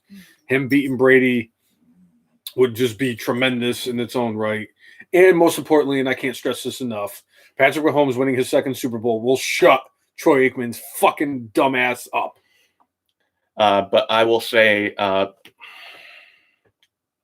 I think it's going to be like a 35-31 or 31-27 type game where Bucs win. That's my belief. 48-44 Chiefs. All right, shootout. I enjoy shootouts. It's better than that fucking Rams-Patriots Super Bowl that people had to endure years ago. The second one, obviously. First one was all right. Yeah. That second one was fucking garbage. We're still waiting for freaking... I mean, Jared Goff was so good in that Super Bowl, he got traded to fucking Detroit. Because they think Matthew Stafford's a better option. The fact that they wasted 5 first-round picks, technically, on Matthew Stafford's a fucking joke. But anyway, so let's get to the good, the bad, and the brainless. I can't wait till I hear Chris Brown's stuff. That's going to be great. Yeah. Yeah, that is a very interesting part with Reed's son getting into that accident, and they are investigating what has happened. I just pray that the children who were in the other car that got hit are okay. That's the most important thing because I know one of them had life-threatening injuries. So yeah. I pray for that child. I really do. Poor Andy Reid has been through an awful lot in his life. His other son killed himself, or he died. Heroin overdose. That's right. So I'm trying to figure that out. Yeah. But anyway, good, bad, and brainless. Yeah. What's your good for this week? Because I know there was a lot of really good, but I wanted to go with something that wasn't super obvious, but I have to go with the Timothy Thatcher, Tommaso Ciampa versus Undisputed Era match. It was fucking incredible. You put Adam Cole and Roderick Strong in a match with just about anybody, it's going to be really good. But you put them against, top-notch athletes, storytellers, it takes it to the next level, and this was fucking awesome. Okay. I really wanted to go with Bianca Belair. I really did, because the story of it itself, same thing with Edge, both Royal Rumble winners. But this is what I love about wrestling, that a week when you have so much good shit that you have to good shit that you have to decide between all the good things that have happened. I'm going with the Yokozuna Icon series. It was so perfectly done. They got the right people to come in there and talk, even if Bruce Pritchard was one of them. I thoroughly enjoyed it. I loved hearing that side of it. I have a lot of answers to questions that I've been asking for decades, not only just years or months, decades we're talking. I was glad, like you said, I was glad to see Samu as well. I love the fact that the Tonga Kid was part of it. I love that they didn't have to use too much of Roman, and they actually used Jey Uso in it. I thoroughly enjoyed it, and I can't wait to see what the rest of the shows on that are going to look like. Because it looks like they're going to be having more. They're going to have more episodes, obviously. Yeah. All right, Chris Brown, his good. Well, it's not McIntyre who won the men's Rumble, but I think you're just saying McIntyre beating Goldberg, I'm guessing. So, or Edge winning the Rumble. One or the other. All right. Bad for this week. Chris, your brainless is just as bad as when they had, I think it was Seth Rollins curb stomped Big E on Martin Luther King's birthday. And what's his brainless? That was his brainless. You need to explain it to the people who are just listening. I'm sorry. Donate the Brown Snow. Not donate. Oh, wow. Okay. Chris Brown's. It was the Brown that screwed me up. Chris Brown's brainless for this week is how whoever it was at Fox or WWE, we thought it'd be a good idea for them to have Hulk Hogan immediately after running a Black History Month promo commercial on Fox. Yeah. Yeah. Well, yeah. So that's that. What is your bad for this week, brainless one? My bad for this week is the fucking wedding. Are you kidding me? It was terrible. The wedding between and like the story with all like the Joey Janela and all that stuff came the way it was, and that was fine. Then they brought Rusev into this, and then it was just bad. That's all there is. That's the best way to describe it. It was just bad. I actually completely agree with you. That is my bad for this week. And as much as I wanted to pick, as see, I have it written down. Yeah, we're agreeing on bad and brainless this week. That's been on my brain since Wednesday. Yeah, it's like there are wedding segments that are fun and good and silly. This was none of those. No, none of those. Not at all. All right. So Chris Brown's bad was Shayna Baszler and, as he put it, fat ass winning the tag team titles again. Oh, I forgot about an honorable mention for my good was the fact that James E. Cornette this week said he put on the Royal Rumble and thought it was King Mabel until he realized it was Nia Jax. I shit myself. I laughed so hard. But anyway. Yeah. So what's your brainless for this week, Cousin Jay? Can I take a wild guess? Take a wild guess. Can I take a wild guess? Take a wild I'm going to say it has something to do with a rabbit that was at the Royal Rumble and then was on Raw this week. Not a rabbit, a bad bunny. I hope. You know what? Maybe we should do this. Maybe I should do an animation of this. I'm going to get Elmer Fudd to go after Bad Bunny. Stop. I'm hunting rabbits. I mean, like, there was nothing for me redeeming about this. When they had the bit where he was doing the song about Booker T or for Booker T, it was so awkward just seeing Booker T just like... Because the best part is, Booker T has no idea where Booker T is in that song. And they had the build up for that wasn't that great. The song itself wasn't that great. I understood zero of it. The fact that Booker T just kind of stood there awkwardly wearing fatigues. The only good thing that could have came about this if it was actually Booker T that was actually getting into this match, because you know me, I fucking love Booker T. Yeah. But the only good thing about Bad Bunny being around is that Damian Priest is now on the main roster and he's going to be doing something. Yeah. It's unfortunate because now it looks like we're going to be getting Bad Bunny at WrestleMania this year. Yeah. And I cannot stress this enough. The people who have gone online and said that Bad Bunny would be a good WWE wrestler, just do yourself a favor. Coming straight from the brainless one. Do yourself a favor. Delete your, stop tweeting. Delete your social media.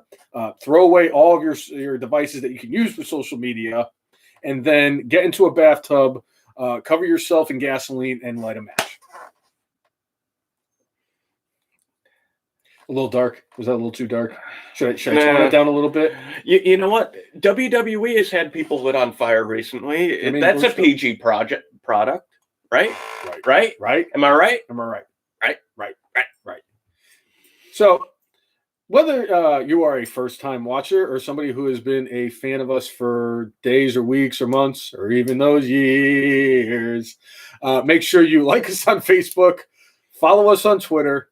I'm going to cover myself in gasoline and light myself after this show too, by the way. Follow us on Facebook, follow us on Twitter, subscribe to us on YouTube, and follow us on Instagram at the letter T, the letter H, the letter E, the letter F, the letter N, MARKS, the F and Marks. If you like, follow and subscribe to us, we will do the same back. Rather get a toaster in the tub, brainless one. Okay. Yeah. But we're also actually every week on the All Elite Marks page on Facebook. So if you're watching here right now, just make sure you set up the notifications for every time we go live. So that way, when we are live, you'll know and you can join in with the conversation. You know, the more people we have in this, the more fun it is. So, yeah. Speaking of fun, since you did kind of tease it at the beginning of the show, and I don't know where the hell Nicole is because I told her, I greenlit her to say it. If people who watched last week's show, Nicole and I, my girlfriend, we made a bet. There was a bet being made that whoever had the better predictions for the Royal Rumble last week, if I was correct, I was going to get fresh baked cookies from her, and that's how confident I was. I didn't shoot for the moon. And if she did better than me, I'm going to be getting Man-O-Lantern live on the podcast.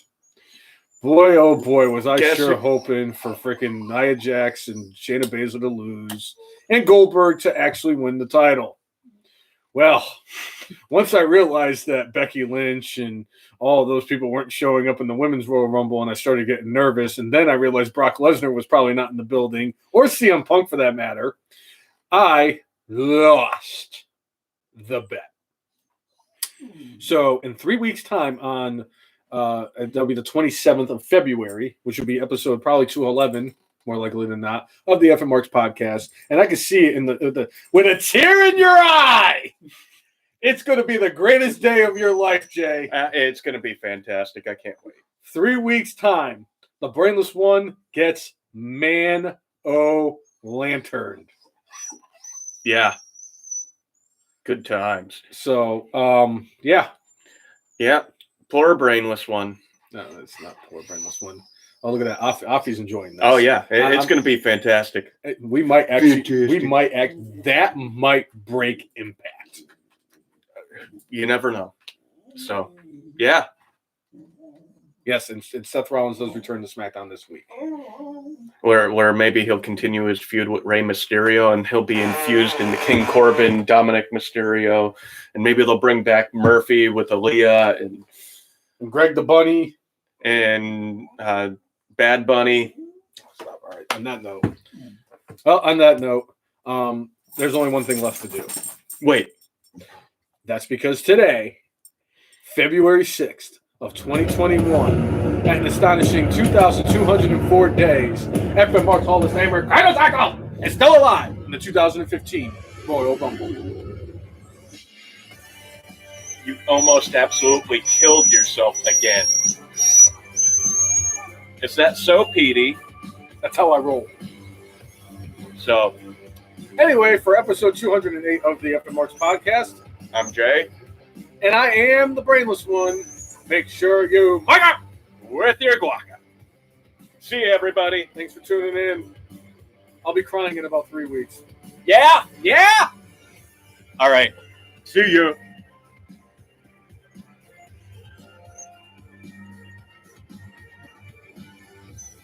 I like it when you do whatever reasonable.